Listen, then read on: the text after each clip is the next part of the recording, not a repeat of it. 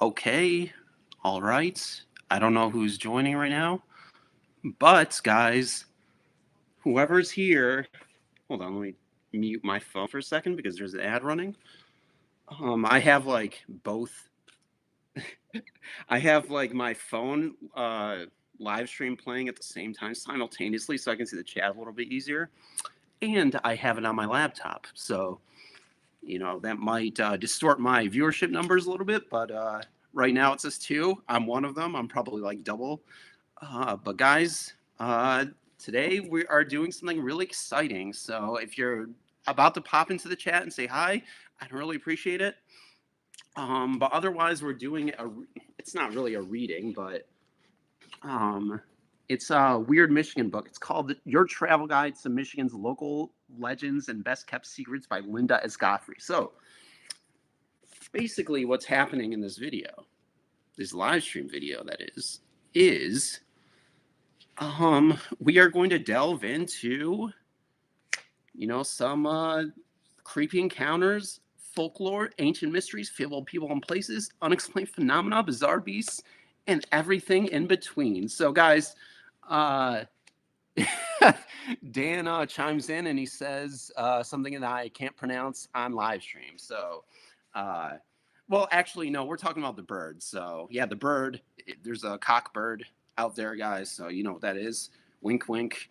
But nice of you to join, Dan. If you guys know Dan, he's a regular of the live streams. He always comes in to support, and I really appreciate that. So he also has a channel called Cursed Urban, which is a live, actually, basically the live action version of what's going on here.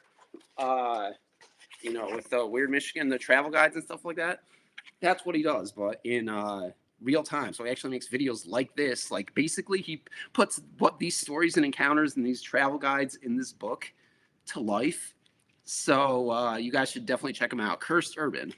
And I'm not just saying that just because like we have a personal relationship, friends, know each other in real life, that kind of thing. His content is actually legitimately good. And he lives in China. No, I'm kidding. He doesn't live in China. But he lives in a place that's good enough for us. So. And that is the United States of America. So, guys, give a like if you enjoy United States of America. And if you don't enjoy United States of America, give it a like anyway, because I can understand your grievances. I don't know what the hell I'm talking about. But anyway, guys, yeah, the hat's actually back on right now. But I decided to, like make the hat make an appearance again. So, if you guys missed the hat videos, I don't know why I'm saying that, but like if you guys missed the hat videos, then for sure you're in luck because we have more hats now. Good evening, buddy, says John, who is a regular stream attender and a regular, obviously, channel guy. So I really appreciate you joining in tonight. And settle in because we're going to have a lot of fun here. At least I think personally, I'm biased because I think I'm going to have a lot of fun. So if you guys don't have a lot of fun, then I'll be disappointed. But I won't be that disappointed because I would understand if you don't have fun because, life isn't always about having fun. It's about just talking nonsense. And that's really what I'm good at. That's like my specialty. That's like my biggest talent, talking nonsense 24/7. So, not dog. No, I'm cat sitting this time, so it's a bit of a switch up. Yeah, they're actually really cool cats. I mean, there's one that really hides out a lot constantly, and this other one is like hiding, like or not hiding, like sleeping, like over in the kitchen over there, so on the bed. But it's pretty chill. House sitting job. I mean, cats are really a wild card because they're not like dogs. Like they can't always be super affectionate, so you don't know what to expect with dogs. Um, or cats rather. I don't know why I said dogs, but dogs like they'll tell you straight up if they like you or not. Like cats, they're a bit of a wild card, like I said, so you don't know exactly where they're coming from sometimes. So, but they've never, they haven't really given me any trouble. Like there's one cat that hides a lot, but she's been warming up and she's been making frequent appearances. And she's really started to like me a lot. So she actually came up and interacted with me for the first time this morning, which was really nice. And she's been kind of like sitting around the house. Like usually she's in the basement hiding. So yeah, that's pretty cool. Um, can water buffalo sitting be far behind? I don't know. I've never water buffled. That would actually go in the table. Maybe we'll read a story about someone who like had to tame a water buffalo because there is a section in here called Bizarre Beasts. So we'll get into that after. You know, well, we'll get into that eventually, maybe if it exists in this book. But anyway, if you guys are just tuning in, we're doing a reading called Weird Michigan. So basically, what that is, um, it literally. I said this at the beginning of the stream, but it's literally what it is. Your travel guides to Michigan's locals, legends, and best kept secrets. So basically, it's just literally a travel guide to all things spooky, mysterious, dark, and interesting. And there's like stories in here. There's personal encounters, so it's like literally like the book version of storytelling of true scary stories. But like you can actually visit these locations. They tell you where to go to find these things. Supposedly, now we don't know if it's true or not because people they like to exaggerate. Sometimes their accounts aren't always accurate 100%, but I like to give people the benefit of the doubt.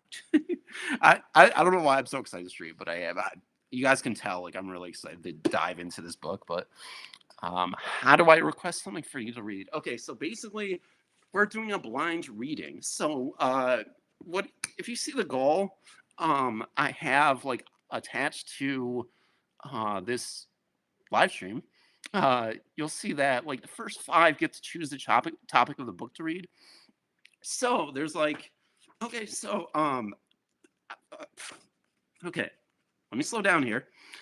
So if you send a super chat, like any donation, doesn't matter if it's like $1 or $50 billion, which that's not possible. But like if you wanted to like choose the topic that's here, you get a free choice in terms of like reading what you I mean you can't talk, guys. I really can't talk, but I mean that's unusual. So basically what I'm trying to say is like you guys get a free choice of like whether to choose like whatever topics in this book. So like if say you drop like a $1 or $2 super chat, uh, then you get like you say, oh, I want bizarre beasts. Let's read about bizarre beasts. So I'll head to the page and then we'll do it. But I will still do a raffle. Okay, here's the kicker. So like I'll do the blind reading comes in like this. So um if you want to choose, you can do the super chat, but you can also pick a number from 6 to 254, and whatever page that we land on, that's the page I'm going to read. So it could be like anything about like haunted Michigan, abandoned in Michigan, bizarre beasts, local notables, personalized so these are all the oh my gosh, let me see. Okay, so okay, there you go. So those are the topics right here. And yeah, so guys, let's start out. So if you want to choose your own, topic, you can go ahead and donate whatever. You don't have to. It's obviously not like something that you need to do. But read the legend of the. Well, I can't. I don't think that exists in the book. But I appreciate the $2 super chat anyway, Dan. Like that, I admire your enthusiasm for the random series and readings. But yeah, I really appreciate that. That's very generous of you. I like I like how that's very unconditional of you to support me like that because that's what buddies are for, right? But no, genuinely, I'm completely like I'm surprised that you even like donate anything just because like you don't have to. Obviously I tell everybody that, but like you don't really have to if you don't want to or if you don't need to, like. But it's always good to support the channel. Like it helps like put back into the channel, like if I want to like like do things for the channel and stuff like that. I don't know what I'm talking about, but basically you know what I'm talking about though. Anyway, so anybody pick a number from 6 to 254, uh, unless Dan, you have like a topic that you want to request that I read, like haunted Michigan cemetery safari, roads less travel, roadside oddities, personalized properties, bizarre beasts, local notables, unexplained phenomena, So John says 138. Okay. Let's see what we have here.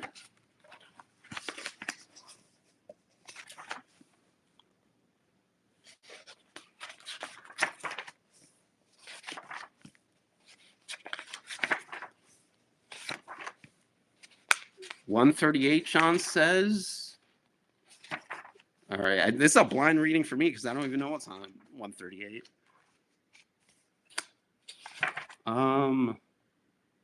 Oh, interesting. Okay, so unless Dan has like a specific topic that he wants to read, he wants me to read, then I'll definitely do that because he did send the super chat, so he gets to choose the topic. Michigan dog. Oh, okay. Okay, so we'll do John's 138 after, and then first we'll do the Michigan Dog Man if it's available. It should be in Bizarre Beasts.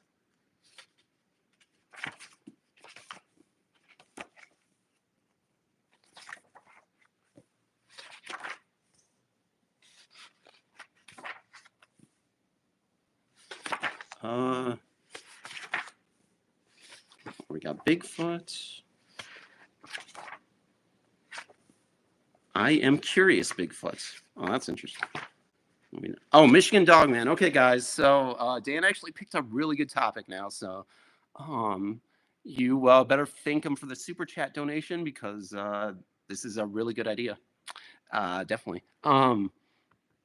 But let me catch up on the chat. Sorry, guys, if I'm a little or if I'm a little like behind on the chat because well, obviously I have a book in front of me and I'm trying to focus on the book. But let's see. So you told me on the phone earlier I have to donate or you'd block me. Yeah, I that's definitely the case for sure. Like I if you don't send $1 million in donations, now clearly I'm just not going to be your friend anymore, Dan. So yes, because that's clearly how I operate. Hello, Phantom. I was watching a movie called Demons, and I was a little late getting to the live stream. I need a little break from the blood and gore. Well, I mean, yeah, I completely understand that, Matthew, with that new and improved name, by the way, which cracks me up. But welcome to the stream. Hope you enjoy it and settle in. I guess I don't know what I'm saying. Me either, says John. Hey, Phantom. Catherine, welcome back to the stream. I know you went to the live stream last time. It's good to have you guys in here. And John says, sounds cool. Hell yeah. You got it, Phantom. Love supporting the channel because I'm not green. Oh, man. Dude, you're a character. Yeah. If everybody knows Dan Lee, he obviously runs a Urban Legends channel. Basically the like I said earlier in the stream, the live stream version of the live action version of this book, which is really cool. A local guide to the craziest like oddities and urban legends. I said that a million times, but you guys get what I mean. Probably shouldn't respond or probably shouldn't repeat myself 5 million times, but that happens. Guys, I don't even know why I'm not I'm not even nervous. I just can't talk right now. I have no idea why I'm having difficulties stringing together coherent sentences. But you can laugh at me for your own amusement because seeing people mess up is pretty funny. People like to see people suffer at their own expense. Yeah. I'll be back in a minute. Got to run into the auto store since my car is a giant pile of poop. Yeah. I mean, at least you have the means to actually take care of your car and fix it if you need to. It's a good skill to have. I'm glad you find my new name funny. I find it amusing as well. Well, yeah. Sometimes you gotta, make the most of life and, joke around. But, yeah, Catherine, well, I do remember. I have a really good memory. Sometimes I have a really bad memory, so that doesn't even make any sense. I just contradicted myself, but I just the way I am. Okay, guys, let's get to it. So we're gonna read the Michigan Dog Man. So if anybody knows about the Michigan Dog Man, I know nothing about it, but we're gonna delve right in. Like I said, this is a blind reading. I haven't read this in a long time, so you guys would probably get new information as I'm getting new information from this book. So let's check it out. So it says, here we go. And here's the illustrations, which is, the illustrations are really cool. I mean, they're nothing like really that spectacular, but it gives you a really good idea of like what the Michigan Dogman is. P. I think P. Poop. Pee and poop. Okay. Yeah. Maybe you didn't mean to write that, but that's funny. Anyway, I'll get into it. Michigan may be known for its Bigfoot sightings, but far more strange and terrifying beasts roam its deep forest. The Dogman, as he has come to be known, has traumatized all who have encountered him in the state's northernmost logging camps and woods. With the head and fur of a wolf or dog on a man-like body, this creature is a freakish bipedal mystery. Apparently coexisting with Bigfoot in Michigan thickets and swamps, the Dogman was known only as backwoods folklore until 1987, when Traverse City radio DJ Steve Cook, aka Bob Farley, wrote a song he called The Legend, with lyrics pulled straight from the tales of Dogman encounters. Yeah, guys, see, this is, I'm literally reading stories to you guys like live. That's like the first on this channel. Like, this has never happened before. It's exclusive. I don't know what I'm saying, but hope you guys enjoy it. Yeah, the Dogman is really freaky. It sounds like it, especially in Michigan, apparently. Cookman played his ballad on April Fool's Day, 1987, on WTCM radio in Traverse City, and was not prepared for the reaction he got. People who had their own close encounters with the Dogman got the shakes when they heard Cook's song. Then they picked up their phones to tell them their own stories. At night are the lyrics to Steve Cook's original The Legend, reprinted by permission of Steve Cook. So this is the song, apparently, by Steve Cook. I don't think I'm going to get into the song. I mean, I guess I can sing it for you guys, like doing a cappella. If you guys want to see me sing a cappella, then you can drop a super. Okay, I'll do that anyway. But I guess if you want more entertainment, then I guess that would work. Cool breeze. I mean, a cool summer morning in early June is when the legend began. Okay, here we go. Fuel was added to the campfire when a Grand Rapids DJ named Ron Bailey staged a simulated wolf hunt in February 1992. Werewolf hunt in 1992. Bailey talked the Grand Rapids radio players into helping him concoct a script, then broadcast the actors pretending to encounter various werewolves from a park near the city. The players crunched snow-capped branches, screamed over alleged mauled animal carcasses, and generally pretended to be in a real-life crisis mode, a la Orson Welles' 1937 War of the Worlds broadcast. And if you guys know that, that's a pretty cool broadcast. I heard of the War. Anybody know the War of the Worlds? Hitchhiker Mary? I'm actually not familiar with Hitchhiker. I know the traveling hitchhiker ghost legend, but I'm not sure of the Hitchhiker Mary.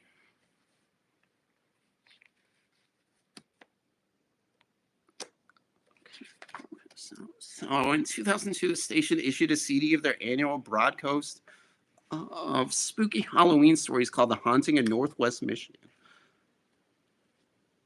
This, their 15th anniversary edition, contained 5 stories. The first was an expanded version of the legend, and other 4 were well-told ghost tales that were revealed as fiction at the end of the CD. Okay. However, the cut containing the legend was declared to be entirely true. And that's the only thing they have on Michigan Dogman for now. So, okay, there we go. How'd you guys like that first reading? I mean, that was basically the Michigan Dogman for now, and it's already that was a lot of reading. It's not easy doing just straight up readings for you guys, like just in general. Like it's a really long process. Like a lot of people think that it takes like doing any of these videos, like these on camera videos, these long videos take like 8 or 9 hours just to render and edit and all that stuff. But just reading it like takes hours. Storytelling takes like multiple hours too. So it's like it's definitely like a labor of love at this point now, especially with the way my channel has been going lately. But um, you know, uh, it is still like a passion of mine. Obviously, I wouldn't be here if I didn't love it. But yeah, it's a really good you know thing to do sometimes when you're in the mood for some scary stories. But yeah, nah. What I'm trying to say is like yeah, uh, these stories were like really entertaining in this book, but we're gonna find out more about it when we pick more numbers. So anyway, I totally got like sidetracked, but yeah, Phantom, are you chilly? You're wearing a hoodie in July. It's actually like 70 degrees today. Um, Surprisingly, I don't know how it got so cold, but it's been really hot lately. So, and in this house, there's AC anyway. So, and I want to feel comfortable, I guess. So, hi from Wales, UK. Oh, hey, Celtic Druid. Thanks for stopping by. And that's awesome. The Wales is the way. Wales is like a great country from what I've heard. I've never been there before. I've been to England, but multiple times actually, but never Wales. I do want to go to Wales because they have some really sick castles over there. So maybe that's on a future agenda. Maybe I should go there and film a video for my new documentary series that I'm planning. Right now, if you guys didn't know, I'm actually planning like a documentary series where I go to locations and like do like an urban legends, kind of like in real life, kind of like the real life version of what's going on in this book. So that would be something good to support because I think like with this transition of doing like really it well it's going to be like a more evolved version of storytelling. Like it's at the core, this channel's still going to be storytelling, of course. But I wanted to like kind of like branch out and do other things because uh yeah, it's the channel is just I don't even know what to do with the channel anymore besides that. And obviously I want to get into things that I actually like a lot. With different like topics and like switch it up to keep it refreshing. Um, but yeah, that's just like a long-winded way of saying that like I really would love to go to Wales. Obviously, I want to be a world traveler anyway. So, um, and traveling is if you can find some pretty good deals out there, like it's not a lot of people. There's these misconceptions that like traveling is like this really like otherworldly experience. No pun intended.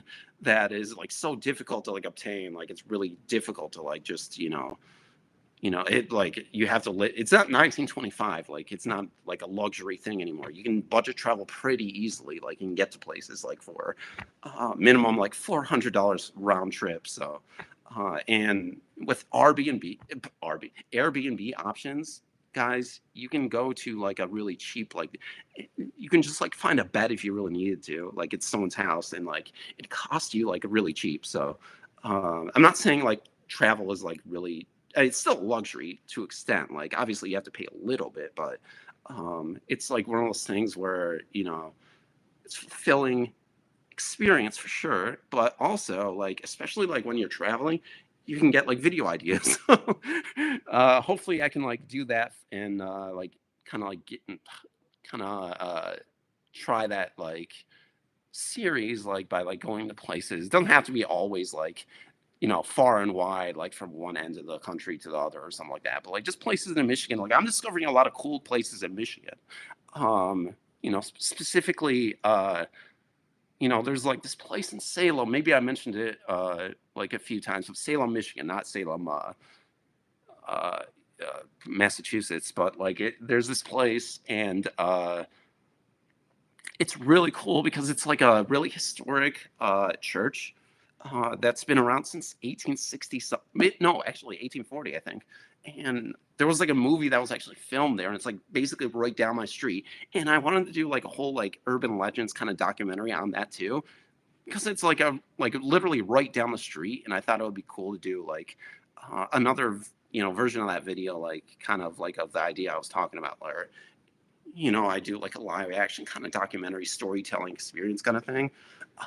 But you can tell like I'm really excited about like this idea because it's a you see the passion and like the motivation to do it. So and just like the resilience, that didn't even make any sense.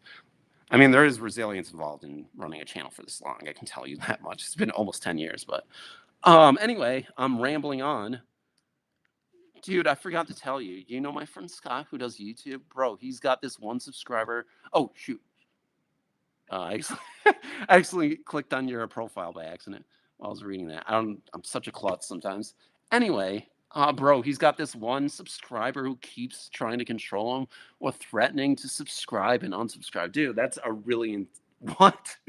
That's crazy. That's almost psychotic, but like, I mean, whatever. It's like people have their own opinions and they have their own ways of like trying to like get attention, I guess. And in that case, I think that's kind of like wild that someone would actually resort to that such extreme measures by like repeatedly unsubscribing and subscribing for no apparent reason. It's like, if you're gonna support someone, just support them. You don't need to go through this whole charade and like just be honest. To be like, you don't even need to make a huge like spectacle of it. Like, oh, I'm going to unsubscribe. I'm going to subscribe. I'm going to donate. I'm not going to donate. That kind of thing. It's like it's not even a big deal. Like if you can't, don't do it. But if you like someone and you generally want to support them, just do it. Otherwise, you don't need. I mean, just hopefully I'm making sense. But let me scroll up. My house, no AC, 83 degrees Fahrenheit. In the house, you wouldn't need a hoodie. Mary was coming home from a dance and was hit. She never made it home. It said she's still trying. 50. Oh yeah, okay. So that's what the urban legend is, right? It's like a ghost story. Yeah, because I'm familiar with that for sure. Yeah. Um,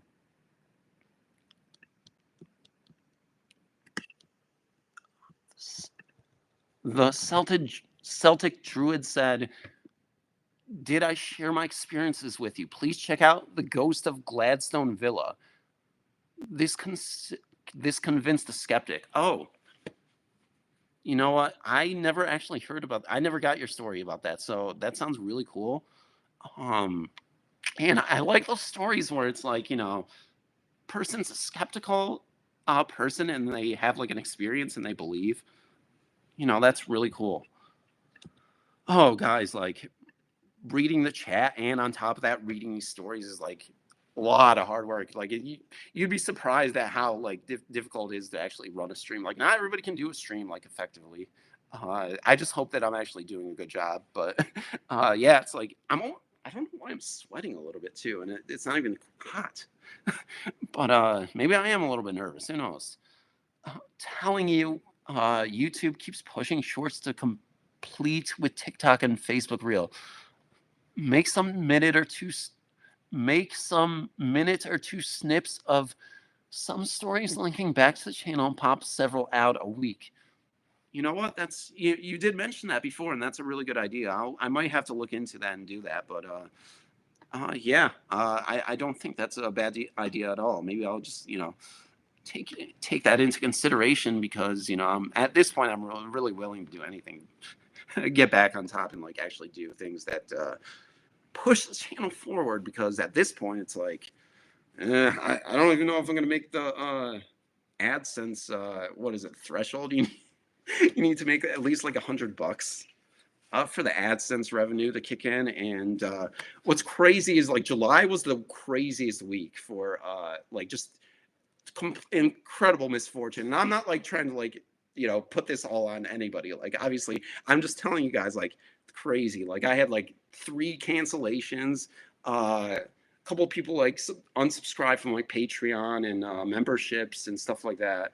And this happened all in the span of like a week. Like I had like this $300 it was like this what was it, it was this dog house sitting gig that was like 300 something dollars, and I was like really excited because like I like the dogs, and it was like three dogs, like a cat. It was a blind cat too on top of that, and like a house, like the room was filled with fish tanks, and obviously like there were fish in the fish tanks, and it was like an entire room dedicated to that. It was a lot of work, but I was just like, you know what, like I did the meet and greet. People seemed really cool. Um, and in May we booked it, and then in July they kind of screwed me over because and I mean like things happen, like it wasn't their fault. The lady said she hurt her back, whatever. So she wasn't going on vacation anymore or whatever. So basically what happened was they waited until the last second. Unfortunately, and they completely canceled the booking. So like I completely lost that booking, and that really, yeah, that dented me in July. But like, I mean, what are you gonna do? And then I had all those misfortune, I had like actually three cancellations after that. Like a regular client of mine dropped me for booking, and then this dog that I walked constantly since like January, and I was like, oh man, that sucks. But she lost her job, so it's understandable. So like these things just happen. Like it's just like par for the course. Like not everyone's gonna be like always, like guaranteed to be like able to book things or like do anything, and you just kind of like have to be resilient and ride the wave and just like work hard and continue to get bookings and work hard on YouTube like I continuously do. And yeah, it's kind of sucks, but it is the way it is. Um, you already have content made, it can't hurt. And yeah, that's true. I mean, yeah, definitely. At this point, nothing can hurt my channel. Uh, Everything is just like an added plus. So that's why I'm always open to doing new things and experimenting and evolving. But really comes down to like actually growing as a channel. Um, so yeah, like I just want to get better, basically in everything in life, but especially like obviously like doing like house sitting and stuff like that, and YouTube. Uh, I love both things like tremendously. Like I don't know why I thought of doing like the dog sitting and cat sitting and cat care, dog care, like so late in life. Like I just discovered this like in December, and I really wish I started it earlier because like I really dig it. Obviously, animals are my passion for sure, uh, and ghosts are my passion. Like you, storytelling is my passion. I love pretty much everything. So, um, yeah. Uh, Matthew says, I'm still getting used to your name too because you changed your name. But Phantom, this live stream was wonderful after mowing the grass earlier today. Oh yeah, I'm sure it's like a great reprieve after like doing all those household chores. That's a really hard job. Keeping up with it's a thankless job because like some people do landscaping and they get hired for those kind of lawn mowing services. I know you don't do that. You just do it for your home. But I'm just saying, like, it's cool to have like those. It's a really hard job to do, even if you're just doing it for a chore. Um, and Dan was like, that sucks, dude. People who cancel their memberships are clowns. Don't worry, you'll get some new ones. I mean, at that, well, I mean, it doesn't really matter. I wouldn't say they're clowns. I would just say that things happen in life, and I don't think anybody deliberately. I mean, it'd be really weird if someone like deliberately like cancel a membership just based on how they're feeling or their moods or whatever, just because they're like, oh, this guy, I have like animosity towards this guy, or like I'm feeling a certain way like this week. It's like support should be unconditional. You know what I mean? If you don't want to support and you can't support, no big deal. But it is what it is. Um, I love this live and just chilling with all. Yeah, I mean it's good to read. I'm still reading from the book, by the way, guys. Like, we still have a numbers to guess, unless you want to like do, um, you know, well, we have three more super things to fill out. So if you wanted to personally like do not you in particular, but anybody who comes in, and do like super chat to pick the topic you want. I can't talk, man. Pick the topic you want. Then you can go ahead and do it. So hell yeah, Phantom's lives are awesome. Uh, Maddie says, I was one of those who were unsubscribing from the membership in Patreon in July. Since my credit score had dropped, I was spending too much money. Um, yeah, Matthew, I wasn't referring to you. I was referring to like people in general. Uh, but yeah, I understand what you're trying to say. No, I mean that's completely fine. Like, obviously, you've said that multiple times, and like I said, like personally, like I've said multiple times that anybody, just in general, like you don't have to, subscribe or do channel memberships or like donate or anything. Like I was just like, going off the cuff, and I definitely did not say that. But yeah. Um, anyway, but uh, so guys, I love. Oh yeah, she said that already. Um, but yeah, I really appreciate you guys enjoying the live for sure. And John, like I said, that's a really good idea. Um, but yeah, um, let's do another number. So like, or did John have 138?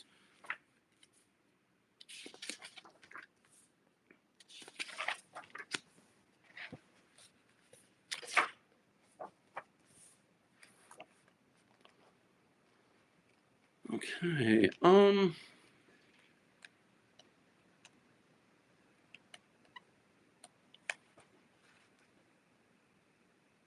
I care. I care about the channel. I think you are awesome too. Oh, wait, well, yeah. Thanks, John. Um, well, yeah. I mean, like anybody who personally knows me knows that I obviously am really grateful for all your support and stuff like that. But and the channel and what I built and stuff like that. And obviously, I've said multiple times again, not pointing out anybody. I wasn't saying, certain people. Uh, like obviously, but like you don't ever have to like donate if you don't feel like donating. Like if you feel everybody has like hardworking jobs and they all always have like tough financial situations, especially in 2025.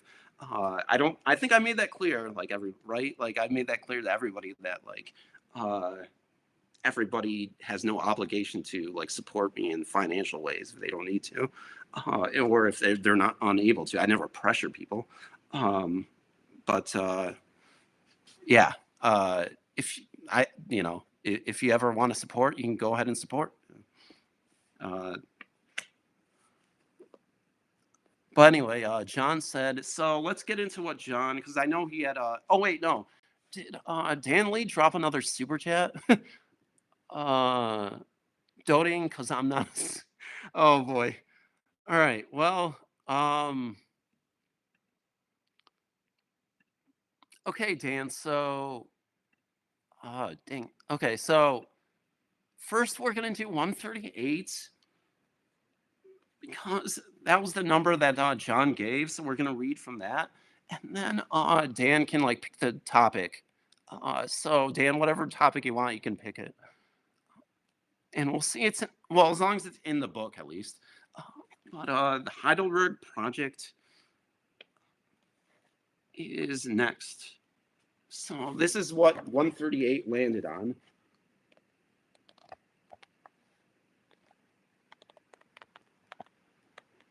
This should be really easy, really interesting because it's like literally a place you can go. Personalized properties. The Heidelberg Tyrese Guyton. Okay, here we go. Tyree Guyton, that's his name. Oh, I've never heard that name before. Tyree Guyton had a vision for his art that was larger than himself. Uh, College educated artist, Guyton turned his personal passion for the free spirited forms associated with outsider art into a mission. He looked at the blighted neighborhood surrounding Heidelberg Street in the mid 1980s and wondered what art could do for the people who lived there. If only they had the chance to experience it. Then he got out Then he got out of his paintbrush and started transforming his house, his street, in the neighborhood into an open air art gallery and environment. Pretty cool stuff. Here's the picture.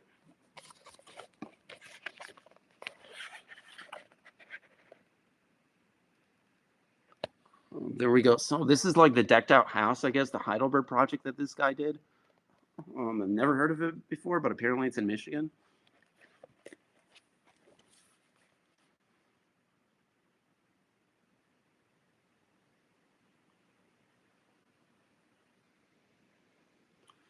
Okay, founded in 1986 with Guyton's former wife Karen. Oh no, a Karen. We don't subscribe to Karens around these. No, I'm just kidding. Karens are nice. It really depends on the Karen. I know the meme like plays on like the fact that Karens are like terrible people and stuff like that, but Karens are. I mean, when you call someone a Karen, obviously you know what their intentions are because they're just like whiny complainers. Like not boomers, but like boomers are fine. It depends on like which boomer you are though. So Debbie came into the stream and she said, "Hi, I hope you're well. That's an interesting house." Oh yeah, it's definitely an interesting house, and thanks for dropping into the stream. I really appreciate that. That's awesome that you were able to come in, and hopefully you enjoy it. But yeah, it is a really cool house. This thing, I literally have no information to go off of besides obviously reading this because it's a blind reading. But really cool and bizarre and weird oddities are in this book. So it's cool how like all the toys are like decked out on this house. But anyway, I'm getting sidetracked.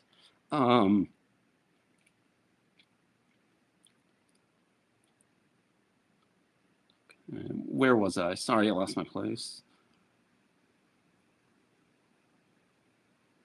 Okay. Guyton called it his fun house. His next project was Baby Doll House, with broken dolls nailed from the ground to the roof. Guyton covered one structure with multicolored polka dots. It was dubbed the Dotty Waddy House and splashed bright primitive faces on the hoods of old cars, parked permanently on the streets. Guyton's vision didn't limit itself to paint. He used collected objects such as rows of discarded shoes to symbolize old-time lynching. Oh, can I say that? Yeah. Old-time well, or people standing in unemployment lines. So obviously that's not me. I never mentioned that word, so don't demonetize my channel, YouTube. This is just from the book. I did not notice that word was in the. Yeah, that might mess me up on this channel, but let's just that thing that happens to people that we don't want to talk about. Yeah, that's what they're saying. Or people standing in unemployment lines. Anyway, he covered trees with hubcaps, bicycles, cars, clocks, and evil old purses to make various social comments on the plight of Detroit. People slowly became aware that something major was happening there. Within 2 years, the Heidelberg Project was the subject of major articles in Newsweek and People magazines. It now attracts over 200,000 visitors a year, and has been ranked in the top 3 most visited, and has been ranked in the top. Wow, I can't talk. And has been ranked in the top 3 most visited places in Detroit. So, I mean, this book was made in 2006, so maybe it's like has more visitors in Detroit. I don't know. Maybe it doesn't even exist anymore. Who knows? But hopefully it does. But not everyone saw the eclectic conglomeration as art. Unbelievably, in 1991, the year I was born, the city of Detroit bulldozed 4 of the decorated houses, declaring them trash and eyesores. Okay, that's real rich for coming from Detroit. I know Detroit's history. Okay, so saying that that's trash and eyesore. These are trash and eyesore. I mean, this was 2006, so keep that in mind. But like this is Detroit, a history of abandoned buildings and like derelict neighborhoods and stuff like that. I mean, for the record, Detroit has made a major comeback, and I'm from Detroit, kind of like I'm from a suburb, and it downtown looks amazing now, but back then it wasn't so great. So it's just kind of ironic that they said that. They called this house in particular an eyesore, and they wanted it bulldozed. So yeah, the irony there, right? The irony is definitely not lost on me for sure. Um, oh no, YouTube is going to do. I don't think they are. I was just worried because that certain words can trigger the system. So, um, yeah, uh, I was just worried about that one word like written in there. I wasn't anticipating it to say that, but certain words can like set it off, and I either get demonetized or whatever. Um, but yeah, like I was so worried about that. Anyway, yeah, the city's brutish act earned Guyton worldwide sympathy. I don't know why that made me laugh. Just because, like, your people want to bulldoze the house, and like I just picture like a guy like hysterically crying over a house that's about to be bulldozed like this. But uh, I understand because it's like a passion project. You don't want anybody to get rid of your passion. I mean, it's really interesting. Decorations and like idea creative projects. So putting all that blood, sweat, and tears only for it to be demolished is crazy. But anyway, today there are new places to look at, such as the house covered with stuffed animals and the House That Makes Sense project, which aims to side an entire house with pennies. Whoa, 800,000 of them. Many of the pennies are donated by school children, and student crews have done much of the work, preparing surfaces and mounting the pennies on cement board. And here's a little bit. I feel like this is like a story time session where like you're at school and I'm like, hey everybody, this is the illustration here. You guys ever had that when you were a kid? You were just like, it was like story time during like elementary school, and you all just huddled up, close to the teacher, and she like read you like an illustration book. Those were the days back in the day. Obviously those days are gone for me. I'm clearly not a little kid anymore. But things happen, and sometimes I may have to revert to being a little kid again because I want to relive my childhood dreams of being an elementary kid. Okay, that made no sense. Anyway, I'm kidding, guys. Many of the pennies are donated by school children, and student crews have done much of the work, preparing surfaces and mounting the pennies on cement board. A wire mesh will cover them to quash anyone tempted to pick up a little quick change. The penny-covered structure was formerly known as the OJ House, which stood for both O.J. Simpson and obstruction of justice. Man, this whole segment is pretty wild. Mentioning O.J. Simpson and calling these houses like an eyesore that need to be bulldozed in Detroit because there's obviously no eyesore buildings in Detroit whatsoever.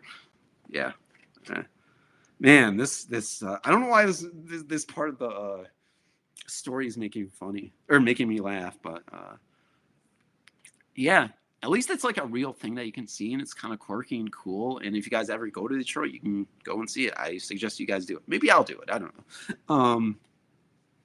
But anyway, it was covered with many signs and symbols referring to the Simpson murder trial, which have since been removed. Darn it, I really wanted to see those artifacts. Man, I'm just making fun of this thing. I mean, there's nothing wrong with it, but I'm just being silly, guys. Hopefully you can forgive my silliness. Hopefully you guys are finding this entertaining, this segment in particular, and this book is kind of like interesting to you guys. There are more interesting topics, but like we're doing a blind reading. If you guess a random number, that's what would happen. Like you get like a random topic. So this is the random topic that we got. But yeah, Guyton has always created his own solo work and concepts. But the Heidelberg Project has evolved into an entire chorus of contributors involving numerous projects with schools and other community groups. The day Weird Michigan visited, which is the name of the book, its founder was out in front of one of the houses, wielding his usual tools: paintbrush, saw, and hammer. Neighborhood children pedaled bicycles and wait, neighborhood children pedaled bicycles around the art zone, whizzing past discarded TVs turned into installation art, and picnic tables used as workstations for summer camp art projects. Then there were several young tourists pulled up to have a look at the colorful environment. Me, I'm the colorful tourist that I looked at the wonderful environment that is the decorated houses, as you can see. Dude, this is. I don't know if this is putting. I don't know if this is putting Michigan in great light, but or Detroit rather, because like Detroit already has like some silly like things going on, but it's kind of quirky, you know. It's like I said, it's like an oddity. Like this book's filled with weird things and oddities and like scary encounters and uh, things that you can visit. It's a travel guide, so you can actually go to these places. We're in, neighborhood children pedaled bicycles around the art zone, whizzing past discarded TVs. Oh, did I read that part? The Heidelberg project has its setbacks, but it's never been completely torn down. Executive Director Janae Whitfield told us, our goal is to completely transform each building on a street so it becomes functional. But every artwork has a particular thought and idea behind it. The whole concept is to create a type of artist colony and transcend racial, social, and economic wait, and transcend racial, social, and economic boundaries. And there's a website you can go to called the Heidelberg.org. I don't know if it still exists, but like I said, this book was made in 2006, so who knows?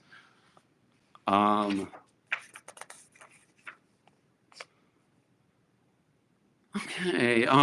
Before I get to page 87, Matthew's suggestion, does anybody want to personally like donate so you guys can pick your own topic? Here are all the topics. I don't want to give away obviously the. I can write it actually. Hold on. So here are the topics.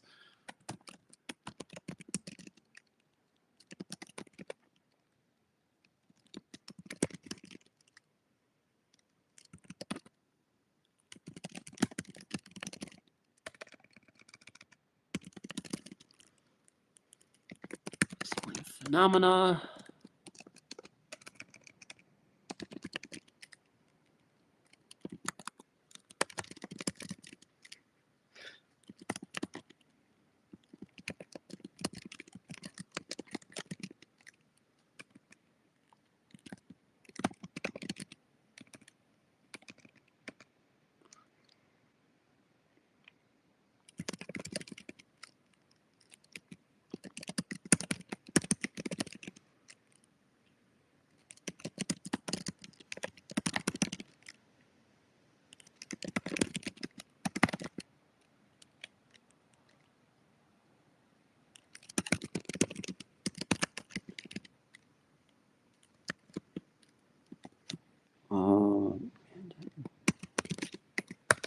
Abandoned in Michigan.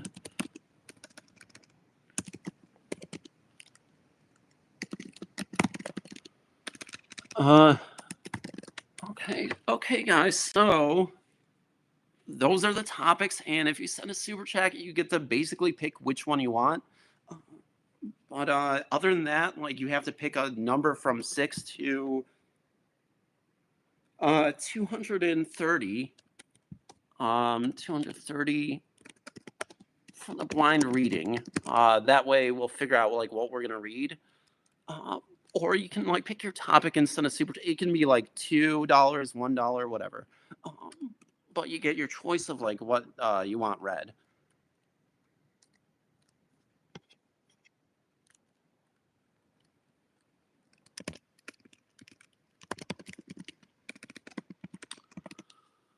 Um, Mm-hmm.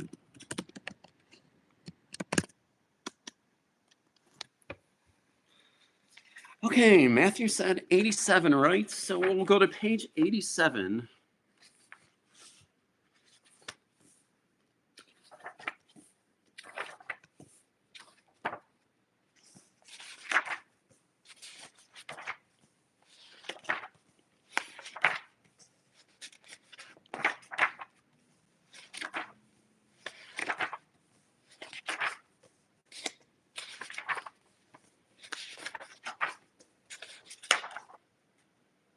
Oh, okay. I think Matthew's gonna really like this. Yeah, no, actually, I think everybody's gonna really like this. This is a really nice uh, so the category is bizarre beasts, and the picture is actually pretty ominous looking. I like it a lot. So basically, what happens is this. I don't know how to pronounce it. I think it's called the Wahila. Have you guys ever heard of the Wahila? Um, but that is a terrifying image. I love that illustration. That's really cool. What do you guys think? You guys like? Have you ever heard of the Wahila? Everybody in the chat? I don't even know. It sounds Native American for sure. Um,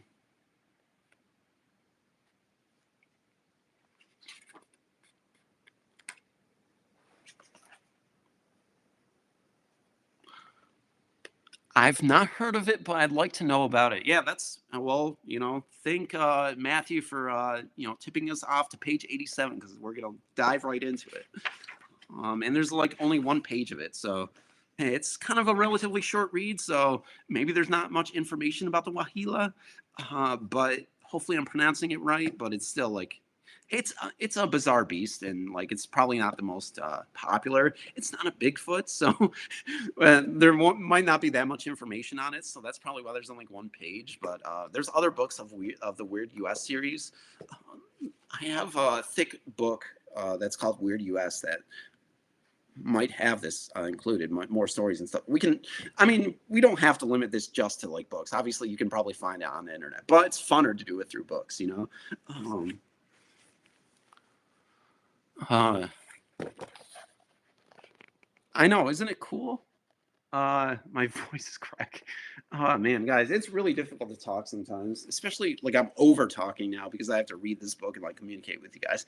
But I'm trying to entertain you guys the best I can. And again, guys, like I really appreciate everybody who's been tuning in doing your part in supporting the channel. And again, I want to reiterate, it's not about like the financial situation or the if you've been supporting like with money or not. Obviously, it's like I'm grateful for anything. Like, I wouldn't turn it down for sure.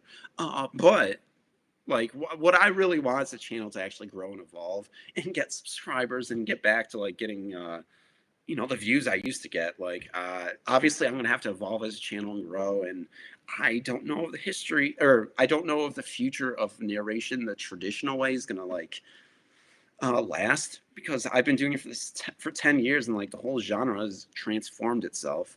And I really do think the future of storytelling is going to be like on camera, be more interactive like this.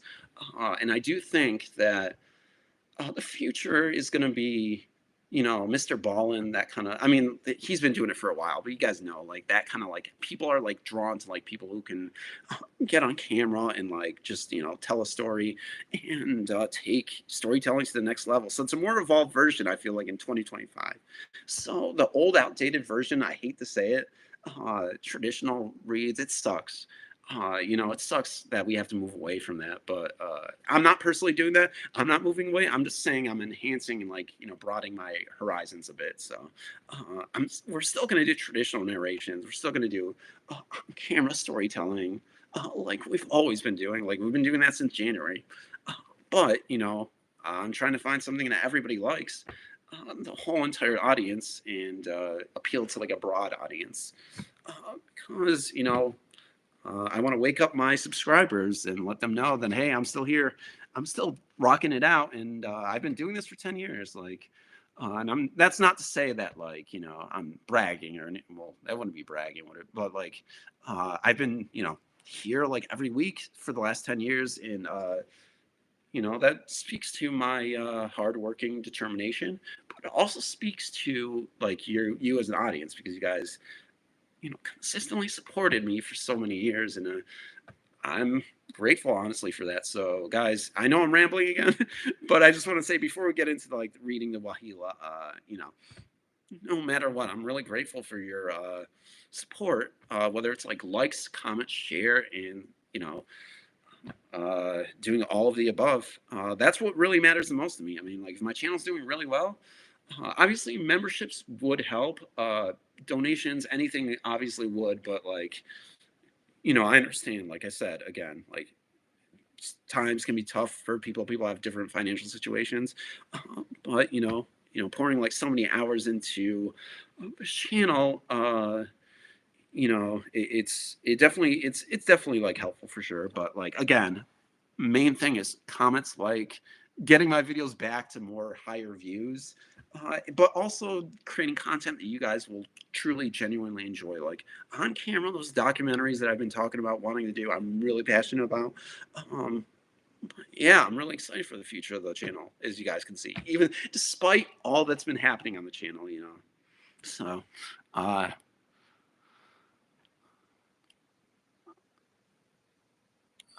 so wow, I've never heard of that beast. Oh yeah, we already read that.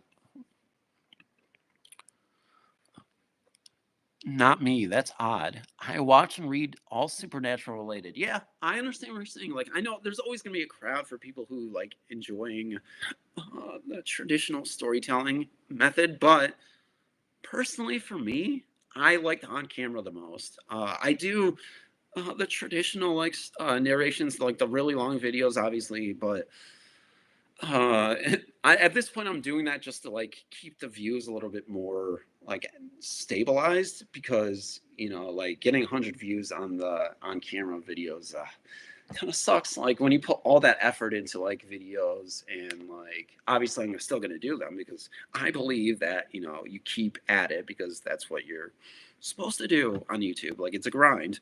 But anyway, like I just like it takes so many hours to render in those videos, and it seems like most people still like those. So obviously it's like even those videos are like starting to like dramatically decrease. So YouTube is changing, and I guess you call it the medium.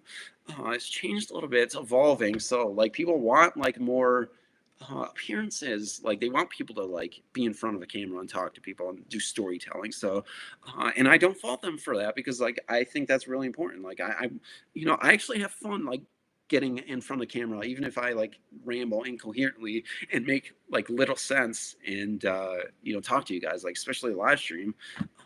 This is fun. I'm glad I started doing this since October. The first October stream we did since that was like 8 years. So yeah, I'm really excited for the future of this channel, and just like it's weird because I feel really excited for the future of the channel, but almost like scared of the future of the channel because I don't know what to expect, and that's that uncertainty is like what gets to me. It's like having built all this, you know, I guess a little bit of a modest success, and then see everything just kind of plateau and like start to decline. Oh man, I hate that. As a creator, like it's demoralizing, but at the same time, it's like, well, it's life. You gotta find new ways to like exist because nobody's gonna like worry about the guy who's not growing anymore. You just have to produce the content. So, um, yeah, no excuses there, but just kind of like a rundown of like where my mind is at, and trying to evolve, and most importantly, deliver everybody content that the vast majority of people want to see on the channel. Because um, again, as you guys know, like you can hear it from my voice. I would hope so anyway that I'm really passionate about this channel. I have been passionate for the past 10 years, and I really want this thing to continue for the majority of the time. I want to be the person. I mean, it's cool enough that I've been doing this for 10 years. I think that's pretty impressive. A decade. Regardless of like the views, the subscriber counts, and whatever, like the fact that I've been like at it for 10 years, like nonstop. I only took like, I remember in 2016, I took like maybe a month break between videos, but beside that, I've been uploading every single week. So yeah, that's that's something to be proud of and hang my hat on. Like I'm really grateful for that, and like everybody who's chimed in and like supported the channel. And I sound like I'm eulogizing the channel, but I'm really not eulogizing it. I like it's I just want to show my support and be grateful for everything. Uh, but I noticed some are on camera now, but sometimes the data version is not bad either. Neither. Yeah, yeah, for sure. Like I get it. At the end of the day, it's like, people still want, like I said, people still want the old version sometimes. But I like the new on-camera version, and I'm trying to push it as much as I can because like I want people to know that the on-camera version is literally the stories that I've always been doing, but it's my face and I'm showing like visual images, and it's kind of like a Walmart great value version of Mr. Ballin. Like I'm nowhere near as good as him, obviously, but like you get like a more interactive and more evolved storytelling experience. So it's like if I want the one thing I want to blow up for my channel, hopefully, and I got to get better, is the on-camera storytelling series that I've been doing since January. Like I'm going to always like promote it and say it's like amazing, because I truly believe in it. Like I think it's like one of the most coolest, most innovative things I've done on the channel personally. And I think, the craziest thing is like it takes as much time as like the regular narrations I've done in the past, like at least 5-6 hours. It depends on the day. But like there's a lot of effort that goes into it. So, um, yeah. You ever think of instead of 20-hour video a week, you could split it to 10, post more content and do the shorts? I remember I did that a couple times, and yeah, it just didn't work out for me. Just splitting it up until 10, like people are used to like the really long videos now, and they have like very different needs for it. Like, uh, as much as I'd like to do that, I prioritize like what works. And mix it up with the on-camera video. No matter what, I'm not going to drop the on-camera videos.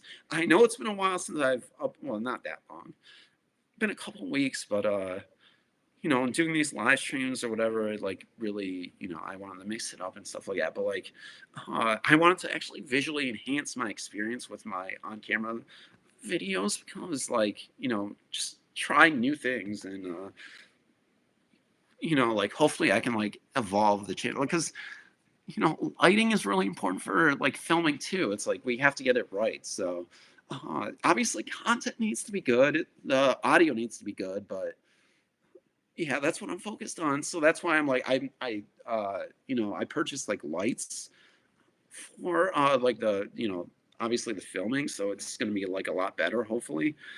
And I hope like people enjoy it because I'm putting like all the effort I can into everything, not just the long videos, but the on-camera videos too. Um, I know. Oh, creating content that YouTube will push out. Mr. Ballin does shorts for you for me. Oh yeah, definitely. Yeah, I know he does shorts for sure. I've seen them before. It might be less of your skills, more of what YouTube. Yeah, that's what I'm thinking. Of course, like no, I'm not saying that like I'm like bad or whatever, and like YouTube is pushing my stuff isn't pushing my stuff because I suck. Although I could always like take time to improve and get better and grow it and evolve as like a creator personally. That's obviously like really important. Like you always have to adapt and grow and like cause change to adapt to what the newest trends are, but I still want to be genuine and do it in my way. You know what I mean? So I need to find the right balance for sure. Matthew says, Phantom, thank you for your consistent uploads. Oh yeah, no, I mean, thank you guys for always being there and like supporting. Like I said, like obviously, it's like 50-50. Like I have to bring the videos, I have to do well, and you guys have to watch. So, and you're not going to watch if you don't like the videos. So, and it's on me to make sure that you guys get the best content. And if it's something that I want to do, then I'm sure it's something that you guys want to listen to. So, or watch with on camera storytelling. So, Don't worry, guys. I'm getting to the. I'm gonna read the thing, but yeah, I just want to let you guys know. Yeah, I don't mind the camera version too. It feels more personalized, but keep working at it. Everything will work out. No, I definitely like. One thing about me is obviously I've been doing this for 10 years, so um, I'm uh, obviously I'm really resilient, and I know that's just well, hopefully YouTube works out again in the future. But like doing this for so long, you get through the highs and lows of like the all the fluctuations in YouTube, and some days are going to be better than others, and I believe that obviously if I continue to work hard and deliver and I'm consistent, then I think eventually I'll be able to like get over that hurdle that I've been experiencing lately. So whatever. It's it is what it is at the end of the day, and you can't really do anything. You just have to be resilient and climb above the adversity, so to speak. That's a really stupid analogy. Uh, I'm sure other people can give you better analogies, but that's mine, and I don't even know why I'm harping on that. But let's get into this, the tequila, and let me pour myself a glass of water because my voice is getting a little bit dry. I've been talking nonstop for the past hour or so. Oh, but all right. Ooh.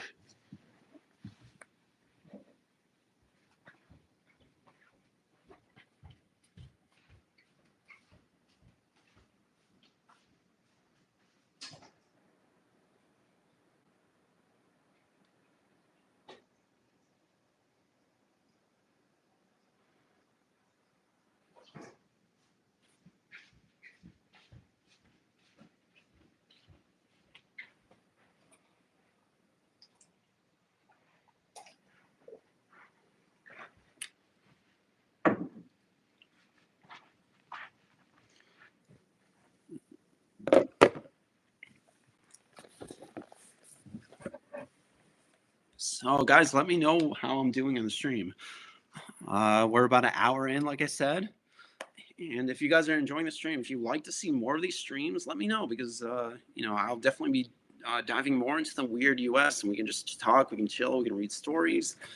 Um, but I want to keep it refreshing because that's another thing about the live streams is like I want to do live streams that are actually interesting to you guys.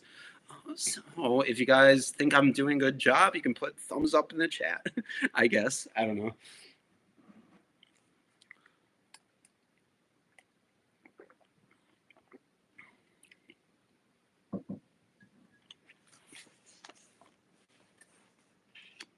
Okay. Oh, am I not doing a good job then? I'm just kidding, guys. Uh,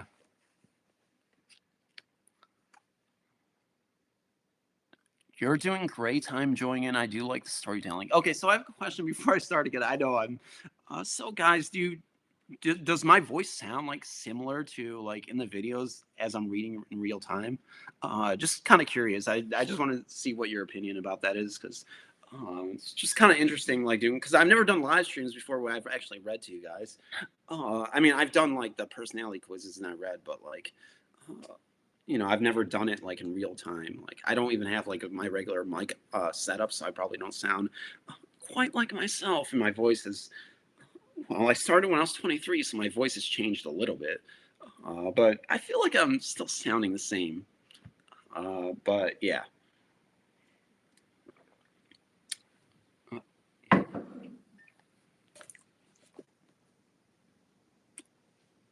Anyway, I really appreciate support, and let's dive right in.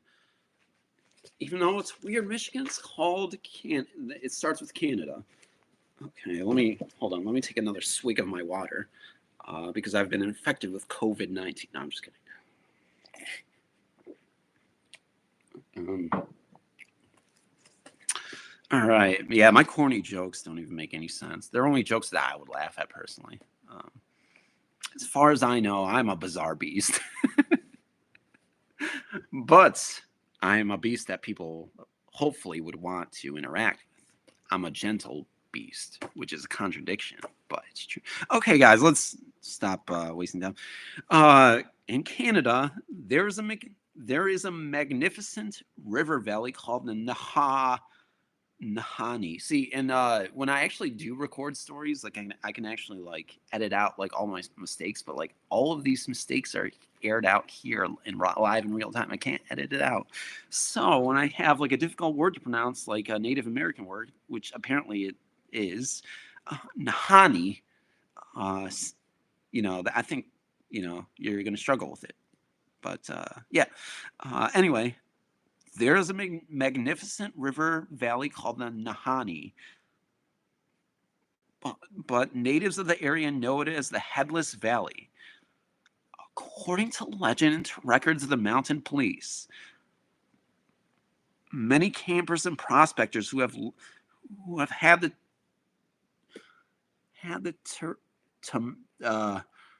dang it, I don't know how to read this word. Temerity. I've never heard that word before. Temerity to camp there have been found in their sleeping bags or even inside camping shacks with their heads bitten clean off their bodies. So apparently this thing bites the heads off people's bodies if you go camping, the Wahila. Ooh, Native American folklore, that's always creepy. Anyway, hold on.